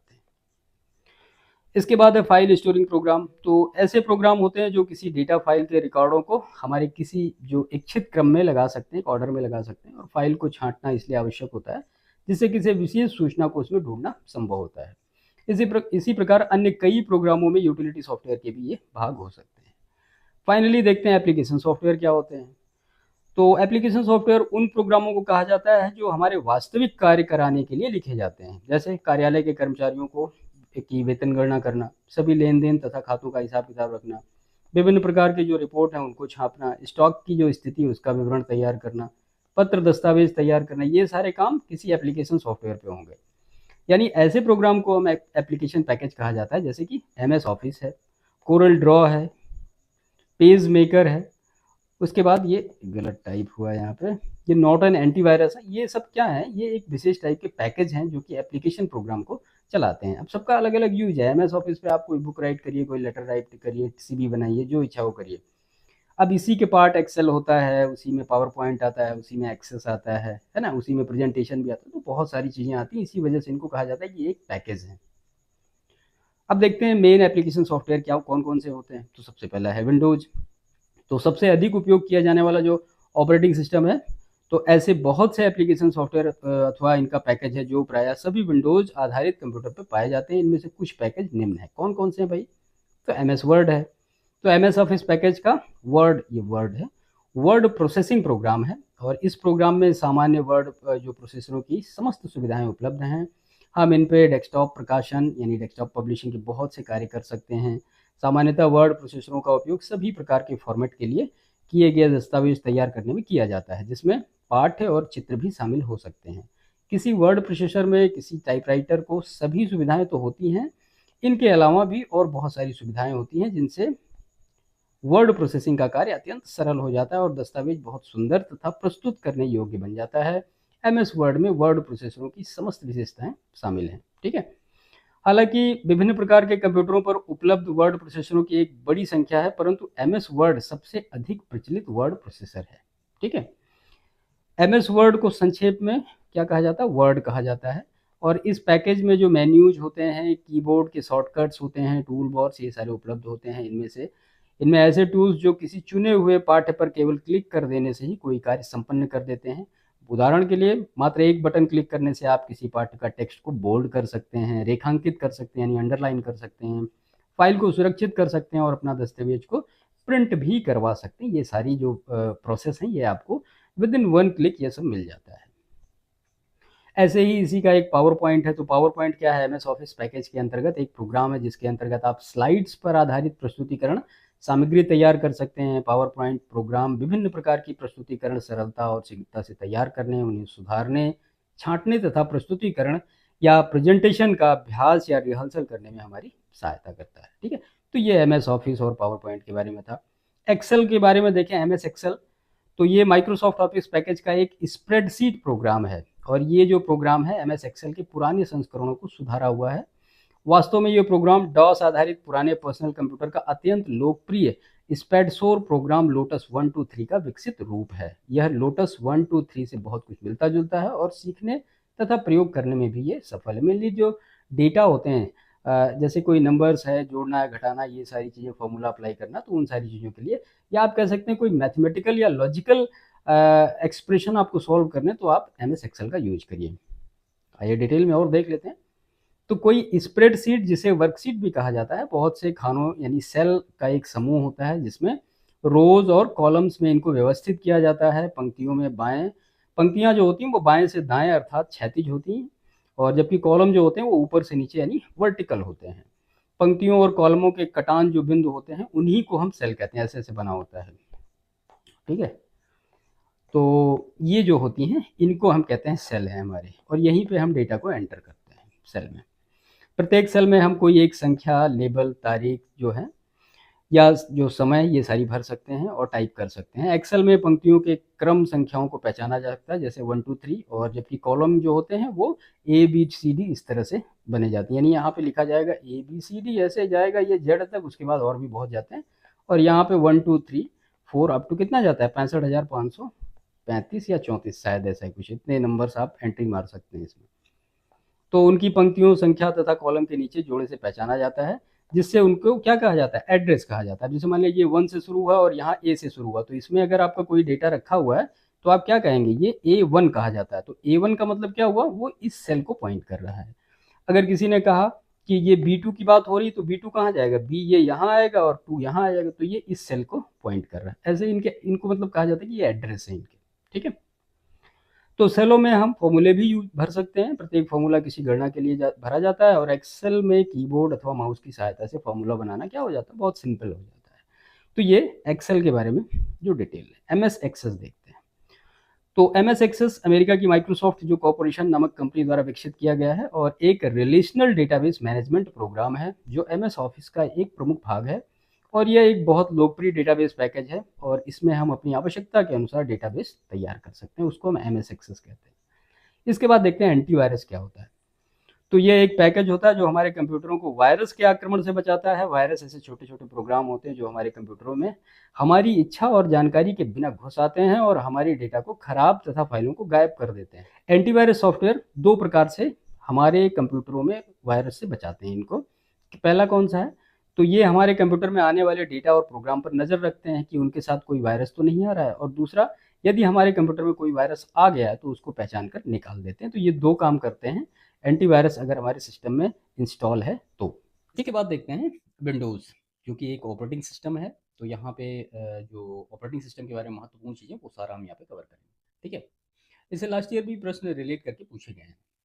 तो सबसे पहले तो यही देखते हैं कि ऑपरेटिंग सिस्टम होता क्या है। तो ऑपरेटिंग सिस्टम क्या होता है, एक सिस्टम सॉफ्टवेयर होता है जो कंप्यूटर सिस्टम के हार्डवेयर रिसोर्स जैसे कि मेमोरी है, प्रोसेसर है, इनपुट आउटपुट डिवाइसेज और सॉफ्टवेयर को क्या करता है, मैनेज करता है, यानी व्यवस्थित करता है। या सिंपल सा डेफिनेशन इस तरह से भी होता है कि ऑपरेटिंग सिस्टम एक इंटरफेस होता है किसके बीच में, हार्डवेयर और यूजर के बीच में एक इंटरफेस का काम करता है। मतलब एक, आप ये कह सकते हैं कि एक जोड़ने का काम करता है, ठीक है। तो ये इंटरफेसिंग कर रहा है किसके किसके बीच में, हार्डवेयर और यूजर के बीच में। अगर मान लिया याद नहीं रहता तो आप इस तरह से इसको भी बना के लिख सकते हैं। इसके बाद दो टाइप का इसमें है। एक तो होता है कैरेक्टर यूजर इंटरफेस, CUI। क्या होता है भाई, तो CUI में हम कीबोर्ड का प्रयोग करके निर्देशों को टाइप करते हैं, इसीलिए हमें सभी निर्देशों को सही वर्तनी तथा सही वाक्य रचना के साथ याद रखना पड़ता है। MS DOS क्या है ना, वो कमांड यूजर इंटरफेस एक ऑपरेटिंग सिस्टम है। अब जैसे जब भी मतलब कमांड यूजर इंटरफेस हम खोलते हैं, MS DOS का ऑप्शन आप अगर विंडो में जाएंगे तो आपको मिल जाएगा वहाँ पे। तो आपको कमांड पता होनी चाहिए। जैसे मान लिया आपको फाइल रीनेम करनी है तो RN एक कमांड होता है, वो अलग कमांड। ऐसी इस तरह से मतलब कमांड आपको याद होनी चाहिए। अगर आपको कमांड याद नहीं है तो आप फिर ऑपरेटिंग सिस्टम पे काम नहीं कर सकते हैं। इसके बाद है ग्राफिकल यूजर इंटरफेस, जिसको कि हम GUI कहते हैं। तो ये क्या करता है, हमें निर्देशों को टाइप नहीं करना पड़ता। इसमें छोटी पिक्चर जैसे कि आइकन, मेन्यू का प्रयोग करते हैं। और जो GUI आधारित ऑपरेटिंग सिस्टम होता है, ये सीखने में बहुत आसान होता है, और ये बहुत प्रचलित हो गया है। माइक्रोसॉफ्ट विंडोज सबसे ज़्यादा जो है प्रचलित graphical user interface operating system है। जैसे कि जो simple Windows operating system, mouse का यूज करके किसी भी फाइल को क्लिक करना, किसी सॉन्ग को प्ले करना, किसी वीडियो को प्ले करना, किसी फाइल को ओपन करना, ये सारी चीज़ें बहुत आसान होती हैं। इसके लिए आपको किसी कमांड की आवश्यकता नहीं होती, ना तो याद करने की ज़रूरत पड़ती है। इसके बाद देखते हैं विंडोज़ के लाभ क्या क्या हैं, यानी एडवांटेज ऑफ विंडोज। तो इसमें पहला है, विंडोज़ जो है ये GUI आधारित एक ऑपरेटिंग सिस्टम है। यूज़र फ्रेंडली ऑपरेटिंग सिस्टम है। क्यों है, क्योंकि ये मुख्य रूप से चित्रों पर आधारित यानी फिगर पर आधारित होता है, टेक्स्ट पर नहीं। विंडोज़ में आइकन या मेनू पर क्लिक करके निर्देश दिए जाते हैं। दूसरी चीज़ है कि विंडोज़ प्रोग्राम देखने में लगभग समान होते हैं। ये मेन्यू, आइकन या ग्राफिक्स के रूप में विभिन्न विकल्प और निर्देश रखते हैं, इसलिए ये प्रोग्राम प्रयोग करने में अधिक आसान होते हैं। तीसरी चीज़ है कि विंडोज़ क्या है, बहुमुखी परिस्थितियों में भी ये कार्यरत होता है। जैसे कि एक ही समय में बहुत से प्रोग्राम पर कार्य कर सकता है। अब मान लीजिए कि आप वर्ड प्रोसेसिंग प्रोग्राम में कोई लेटर टाइप कर रहे हैं या पत्र टाइप कर रहे हैं, अचानक किसी गणना की आवश्यकता आपको पड़ती है, तो फिर आप क्या करेंगे, तो फिर वर्ड प्रोसेसिंग प्रोग्राम बंद किए बिना ही आसानी से आप कैलकुलेटर का यूज कर सकते हैं। कैलकुलेटर पर काम समाप्त करने के बाद वापस आप फिर से वर्ड प्रोसेसिंग में काम कर सकते हैं। इसी चीज़ को हम कहते हैं मल्टी प्रोग्रामिंग, यानी बहुत सारे प्रोग्राम पे एक साथ काम करना। मान लिया आप सॉन्ग सुनना चाहते हैं तो आप सॉन्ग भी सुन रहे हैं, उसके साथ साथ एमएस वर्ड पे अपना कोई लेटर या बुक है ये भी सब टाइप कर रहे हैं, तो एक ही साथ में बहुत सारे काम हो रहे हैं। विंडोज़ में क्लिपबोर्ड की सहायता से डेटा को एक जगह से दूसरी जगह ले जाया जा सकता है, मतलब कॉपी पेस्ट किया जा सकता है। विंडोज़ में एक वस्तु परक यानी ऑब्जेक्ट ओरिएंटेड प्रोग्राम है, और इसमें प्रत्येक वस्तु यानी जो ऑब्जेक्ट है अपना एक प्रॉपर्टीज होता है और अपना एक व्यवहार होता है, यानी उसका एक बिहेवियर होता है। जैसे कि मान लिया माई कंप्यूटर है, रिसाइकिल बिन है। माई कंप्यूटर में आपकी जितनी भी डिस्क ड्राइव होंगी वो शो होंगी। रिसाइकिल बिन में ऐसी फाइल्स आएंगी जो आपने डिलीट कर दी हैं, वो सारी फाइल कहाँ जाएंगी, वो रिसाइकिल बिन में जाएंगी। तो ये ऑपरेटिंग सिस्टम के बारे में बेसिक इन्फॉर्मेशन। बाद फिर कंपोनेंट ऑफ विंडो डेस्कटॉप, यानी डेस्कटॉप के घटक कौन कौन से होते हैं। तो इसमें प्रिंटिंग ऑब्जेक्ट है, यानी माउस पैड पर माउस को खिसका कर हम माउस कर्सर को जो स्क्रीन होता है उससे कहीं भी ले जा सकते हैं। ऑब्जेक्ट को पॉइंट करने के लिए माउस कर्सर को उस ऑब्जेक्ट पर ले जाते हैं जिस ऑब्जेक्ट का निर्धारण या हम पॉइंट करना चाहते हैं। इसके बाद फिर डबल क्लिक ऑन ऑब्जेक्ट होता है, यानी हम जो प्रोग्राम फाइल खोलने के लिए ऑब्जेक्ट पर 2 बार क्लिक करते हैं। इसके लिए हम माउस कर्सर को इच्छित ऑब्जेक्ट पर लाते हैं और बाईं ओर के बटन को तेजी से 2 बार दबाते और छोड़ते हैं। दबाने और छोड़ने की क्रिया तेजी से 2 बार होनी चाहिए, वरना यह इच्छित प्रभाव नहीं देगा। मतलब डबल क्लिक कहते हैं ना, डबल क्लिक करना है, तो उसमें आपने कंप्यूटर यूज किया होगा, आप समझ रहे होंगे। ऐसे ही राइट क्लिक ऑन ऑब्जेक्ट है, तो शॉर्टकट मेन्यू खोलने के लिए राइट क्लिक ऑब्जेक्ट का प्रयोग करते हैं। इसके लिए फिर जो इच्छित ऑब्जेक्ट होता है उस पर माउस कर्सर को ले जाकर माउस के दाहिने बटन को दबाकर छोड़ दिया जाता है। उसके बाद बहुत सारे ऑप्शन इस तरह से खुल जाते हैं, उसमें न्यू होता है, ओपन होता है, इस तरह से। ड्रैग ऑब्जेक्ट क्या होता है, तो ऑब्जेक्ट को एक स्थान से दूसरे स्थान पर ले जाने के लिए माउस कर्सर को ऑब्जेक्ट पर ले जाया जाता है तथा माउस के बाएं बटन को दबाते हुए माउस कर्सर को खींचते हैं और उसके साथ ऑब्जेक्ट भी खींचता है। फिर जहां ऑब्जेक्ट को ले जाना चाहें वहां पे इसको ले जाके छोड़ देते हैं, यानी कहते हैं कि ड्रैग करना। अब हम देखते हैं क्रिएटिंग अ न्यू फोल्डर, कैसे विंडो में किसी फोल्डर को क्रिएट करते हैं। तो नए फोल्डर को बनाने के लिए उस पर फोल्डर में जाना पड़ता है जिसमें कि आप नए फोल्डर को बनाना चाहते हैं। खाली जगह पे राइट क्लिक करना पड़ता है और वहाँ पे न्यू फोल्डर का ऑप्शन हमें मिलता है, उसको चूज करना पड़ता है और माउस पॉइंटर को फोल्डर ऑप्शन पर ले जाना पड़ता है। फोल्डर ऑप्शन पर क्लिक करना पड़ता है और स्क्रीन पर नया फोल्डर प्रदर्शित होगा और अब फोल्डर का आप वहाँ पे नाम बदल सकते हैं, क्योंकि जो नाम होगा लिखा होगा वो लिखा होगा न्यू फोल्डर करके। आप अपने हिसाब से उसका नाम कोई भी दे सकते हैं। फाइल या फोल्डर को पुनः जो नाम रखना होता है, यानी renaming a file a folder, तो उस फाइल या फोल्डर पर क्लिक करना पड़ता है जिसका नाम आप रखना चाहते हैं या बदलना चाहते हैं। फाइल रीनेम ऑप्शन पे क्लिक कीजिए और या फिर F2 आप प्रेस करेंगे तो सीधा रीनेम हो जाएगा वो, और कर्सर फोल्डर पर यहाँ पे प्रदर्शित होगा। नया नाम टाइप करना पड़ता है और इंटर की दबाइए और उसके बाद फोल्डर का नाम ऑटोमेटिक बदल जाएगा। कॉपी फोल्डर, तो फोल्डर को कॉपी कैसे किया जाता है, तो फाइल या जो फोल्डर है उसको सेलेक्ट कीजिए। उसके बाद आप जिस भी फाइल या फोल्डर को कॉपी करना चाहते हैं, आप एक से ज़्यादा फाइल फोल्डर को कॉपी करना चाहते हैं तो फिर आप शिफ्ट प्रेस किए रहिए, जितने भी चाहें उतने सेलेक्ट कर सकते हैं और एडिट कॉपी ऑप्शन पर क्लिक कीजिए। उसके बाद कंट्रोल सी कीज को दबाइए। अब या फिर फोल्डर को सेलेक्ट कीजिए जिसमें आप कॉपी करना चाहते हैं। अब एडिट पेस्ट ऑप्शन पे क्लिक करना पड़ता है या फिर control V. Control C copy के लिए और कंट्रोल वी कहीं भी किसी चीज़ को पेस्ट करने के लिए यूज होता है। फाइल या फोल्डर को मूव करना या एक जगह से हटाना, स्थानांतरित करना। देखिए, कॉपी करना और मूव करना, इन दोनों चीज़ों में अंतर है। ठीक है, कॉपी जब भी आप करेंगे तो जो सोर्स फाइल होती है हमारी, जो जहाँ पहले थी वहाँ भी रहेगी और डेस्टिनेशन जहाँ आप ले जाएंगे वहाँ भी रहेगी। लेकिन मूव में जो फाइल जहाँ पे पहले थी, अगर आपने मूव किया है तो ये फाइल यहाँ से हट के सीधे यहाँ चली जाएगी और ये जो फाइल है ये यहाँ पे अब नहीं रहेगी। ठीक है, तो ये कॉपी और मूव में डिफरेंस होता है। एडिट का जो कट ऑप्शन होता है इस पर क्लिक कीजिए और या फिर कंट्रोल एक्स होता है, इससे भी कट का एक ऑप्शन होता है। ये सब शॉर्टकट कीज हैं basic. Control C for copy, control V for paste, control X for cut, ये है। और उस फोल्डर को सेलेक्ट कीजिए जहां पर चुनी हुई फाइल या फोल्डर को स्थानांतरित करना है। एडिट पेस्ट ऑप्शन पर क्लिक कीजिए या फिर कंट्रोल वी कीज को दबाइए और अब आप गंतव्य फोल्डर को इच्छित फाइल या फोल्डर में प्राप्त करेंगे। किसी फाइल को डिलीट करने के लिए तो सबसे पहले उस फाइल फोल्डर को सेलेक्ट करना पड़ता है जिसे आप मिटाना चाहते हैं या हटाना चाहते हैं। एडिट डिलीट ऑप्शन पर क्लिक कीजिए, डेल की दबाइए और एक संदेश स्क्रीन प्रदर्शित होगा जिसमें लिखा रहता है are you sure want to delete this file. तो यदि आप निश्चित फाइल या फोल्डर को मिटाना चाहते हैं तो इस बटन पर क्लिक कीजिए या फिर नो बटन पर क्लिक कीजिए, यहाँ पे एस होना चाहिए। ठीक है, और अब आप देखेंगे वो फाइल और फोल्डर जो है यस बटन के क्लिक करने के बाद वहाँ से हटकर रिसाइकिल बिन में चली जाती है। ठीक है, तो ये कुछ बेसिक फंक्शनैलिटी हैं विंडो ऑपरेटिंग सिस्टम की, कि फोल्डर कैसे बनाया जाता है, कैसे किसी फाइल को रीनेम किया जाता है, कुछ बेसिक शॉर्टकट कीज़ क्या होती हैं जो हमने यहाँ पे सीखी। अब देखते हैं वायरस और एंटीवायरस। तो कंप्यूटर वायरस क्या होते हैं? कंप्यूटर वायरस एक सॉफ्टवेयर प्रोग्राम होता है जो स्वयं को पुनः पैदा यानी रिप्रोड्यूस कर सकता है, और ऐसे प्रोग्राम जो होते हैं कंप्यूटर के उपयोगकर्ता यानी यूज़र की जानकारी और उसकी अनुमति के बिना भी कंप्यूटर में आ जाते हैं, और प्रायः उसकी फाइलों यानी जो डेटा प्रोग्राम उनको खराब कर देते हैं। कई वायरस ऐसे भी होते हैं जो हमारी फाइलों को कोई हानि नहीं पहुंचाते, परंतु हमें परेशान करने के लिए कंप्यूटर में आ जाते हैं। एग्जाम्पल देखें तो विशेषज्ञों का अनुमान है कि माईडूम नामक एक वायरस जो था वो जनवरी 2004 में एक ही दिन में 2.5 लाख से ज़्यादा कंप्यूटरों में फैल गया। दूसरा उदाहरण अगर देखें तो ये आई लव यू वायरस है, जो कि सन 2000 में आया था और ईमेल के द्वारा ये फैला था, और इस वायरस के कारण अनेक कंपनियों को अपने ईमेल सिस्टम को तब तक बंद कर देना पड़ा। ठीक है, तो इस तरह से माईडूम है, आई लव यू, ये अलग मतलब बहुत सारे वायरस के नाम हैं। अभी हम आगे देखेंगे कि कौन कौन से वायरस हैं।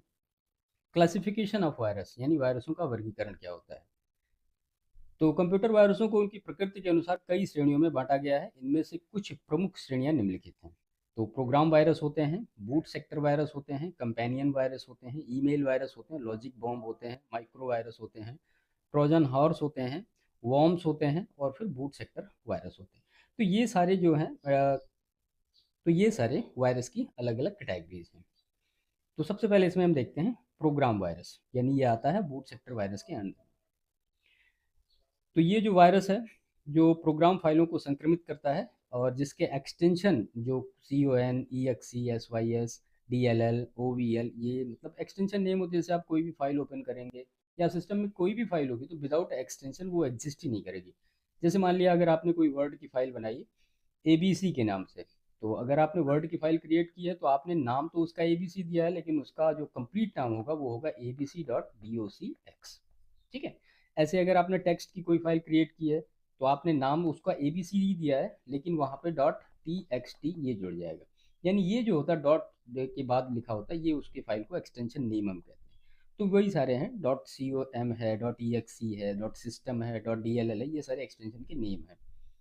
प्रोग्राम फाइलों का जो फॉर्मेट होता है साधारण होने के कारण वायरस आसानी से इन्हें संक्रमित कर देता है। अब प्रोग्राम वायरस के कुछ उदाहरण कौन कौन से हैं?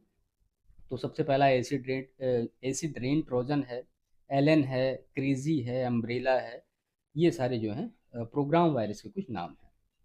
इसके बाद देखते हैं बूट वायरस क्या होते हैं। तो इस तरह के वायरस का प्रभाव जो होता है वो हार्ड डिस्क और फ्लॉपी पर पड़ता है, और ये क्षेत्र वायरस को एक कंप्यूटर से दूसरे कंप्यूटर में जाने के लिए आसान रास्ता दे देते हैं।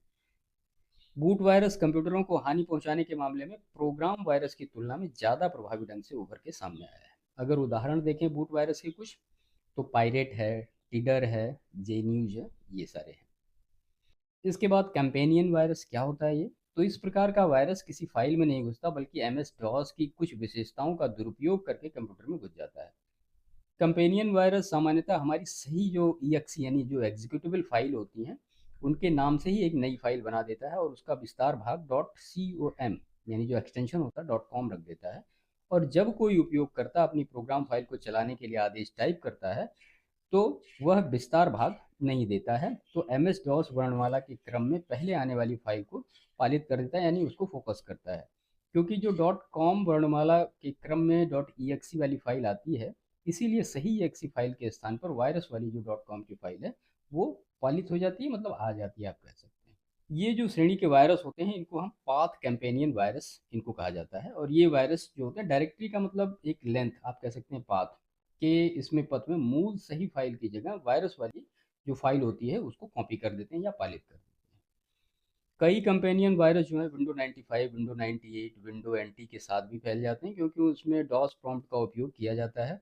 लेकिन विंडो XP के साथ यह समस्या समाप्त हो गई, क्योंकि इसमें MS-DOS कमांड प्रॉम्प्ट का उपयोग नहीं किया जाता। ठीक है, तो जहाँ भी मतलब डॉस डिस्क ऑपरेटिंग सिस्टम इसका फुल फॉर्म होता है, इसका यूज किया जाता था, वहाँ पे कंपेनियन वायरस मोस्टली स्प्रेड हो रहे। अब इसके बाद देखते हैं ईमेल वायरस क्या होते हैं। तो ये ऐसे वायरस हैं जो ईमेल के माध्यम से फैलते हैं, और आजकल ईमेल का उपयोग बहुत किया जाता है, इसलिए ऐसे वायरस को फैलने के अवसर भी अधिक होते हैं। और ऐसे वायरस प्रायः किसी उपयोगकर्ता की एड्रेस बुक से उसके मित्रों के ईमेल एड्रेस चुराकर उनके कंप्यूटर में ईमेल के रूप में पहुंच जाते हैं, और जब भी प्राप्तकर्ता उस ईमेल को खोलते हैं तो वो पूरे कंप्यूटर में फैल जाता है। तो इस प्रकार ये बहुत तेज़ी से फैलने वाला वायरस होता है, ईमेल वायरस। इसके बाद लॉजिक बम। तो ये ऐसे वायरस हैं जो किसी तार्किक परिचय, जो लॉजिकल कंडीशन से उत्पन्न होने तक शांत रहते हैं, और जैसे ही वह शर्त पूरी होती है ये सक्रिय हो जाते हैं। सामान्यतः यह कोई विशेष आदेश जारी कर देते हैं, जैसे कि उपयोगकर्ता को कोई संदेश भेज देना अथवा किसी फाइल को गायब कर देना। कुछ लॉजिक बम ऐसे होते हैं जो एक निश्चित संख्या तक कंप्यूटरों को प्रभावित कर देने पर सक्रिय होते हैं, तो इनको हम लॉजिक बम कहते हैं। इसके बाद है माइक्रो वायरस। तो ऐसे वायरस होते हैं जो किसी प्रोग्रामिंग भाषा जैसे माइक्रोसॉफ्ट की स्क्रिप्ट लैंग्वेज में लिखे जाते हैं, और उनके दस्तावेजों जैसे वर्ड, जो दस्तावेज होते हैं, एक्सेल वर्कबुक, इनके साथ वो फैलकर वो सक्रिय होते हैं। इसके बाद है वॉर्म्स। क्या होते हैं वॉर्म्स? तो ऐसे वायरस जो कंप्यूटर नेटवर्क का उपयोग करके फैल जाते हैं। ये कंप्यूटर नेटवर्क की सुरक्षा में होल्स का पता लगाते हैं, मतलब कहाँ पे वीक पॉइंट है, छिद्रों को यहाँ पे लिखने का मतलब ये है, होल्स का पता लगाते हैं, और फिर उनका उपयोग करके नेटवर्क के किसी भी कंप्यूटर में घुस जाते हैं, और वहाँ फिर ये अन्य जगह फैल जाते हैं। ये भी माइक्रो के रूप में होते हैं, और फैलने के लिए ये किसी होस्ट फाइल का उपयोग करते हैं, जैसे कि कोई वर्ड दस्तावेज या स्प्रेडशीट फाइल, जहाँ जहाँ वह फाइल मतलब जाती है, और वहीं वहीं ये सारे पहुँच जाते हैं। माई डूम्स और आई लव यू ऐसे ही दो वॉर्म वायरस हैं। और फिर कुछ अनदर जो वायरस कंप्यूटर के हैं उनके नाम हम देखते हैं। तो एक है Boot Killer, Bad Boy, Casher, Creeper, Dither, Mydoom, Die Hard, Ghost, गोलाबग, Halloween, Hitler, Disk Wash, HIV, Monkey, Silly Willy, इंट्रूडरी, जीरो, जिपर, ये सारे जो हैं वो कंप्यूटर वायरस के नाम हैं। ठीक है। इसके बाद देखते हैं ट्रोजन हॉर्स क्या होता है। तो ये ऐसे प्रोग्राम होते हैं जो दावा तो करते हैं कि आपका कोई वांछित कार्य कर रहे हैं, परंतु वास्तव में चुपके से आपके कंप्यूटर को हानि पहुंचाने के लिए ये लगे होते हैं। जैसे कि फाइलों को गायब कर देना या डेटा बदल देना। ये हमारी किसी भी फाइल के कोड में नहीं घुसते, बल्कि पूरे रूप में ये अनजाने में ही हमारी फाइल हमारे कंप्यूटर में गलती से आ जाते हैं, और ये हमारे कंप्यूटर में आकर हमारा पासवर्ड चुरा सकते हैं, और वो किसी अनदर आदमी को भेज भी सकते हैं, किसी दूसरी चीज़ को भेज भी सकते हैं।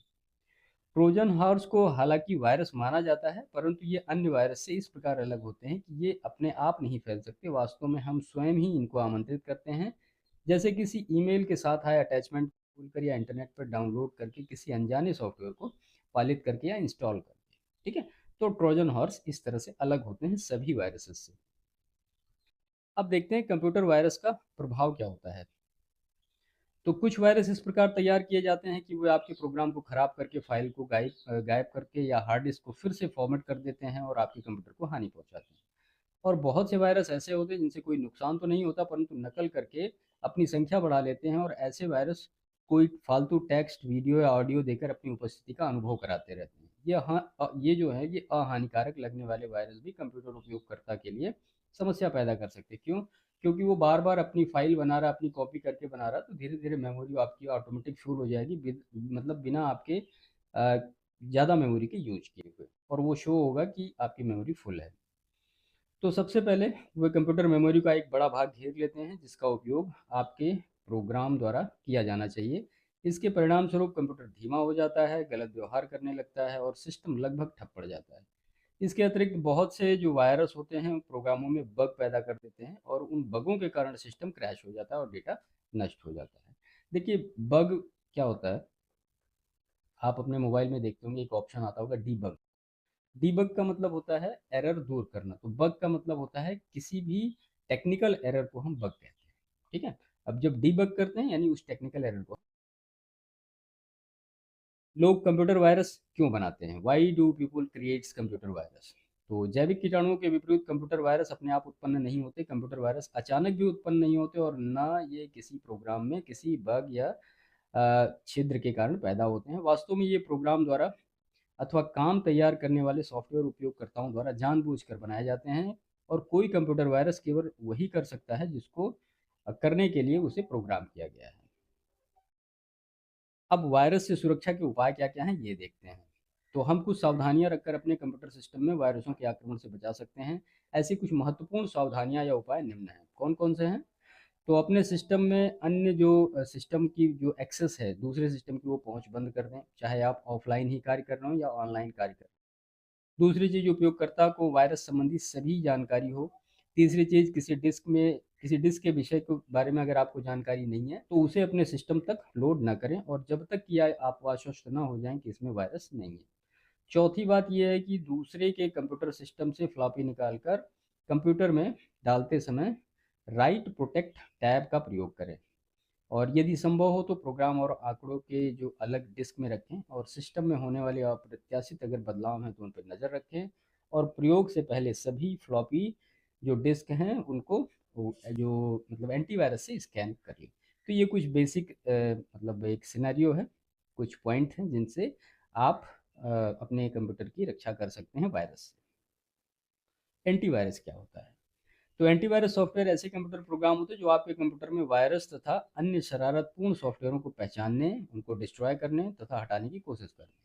ऐसे अनेक सॉफ्टवेयर बाजार में उपलब्ध हैं जो हर प्रकार के नए पुराने वायरसों से प्रभावित कंप्यूटर का इलाज करते हैं।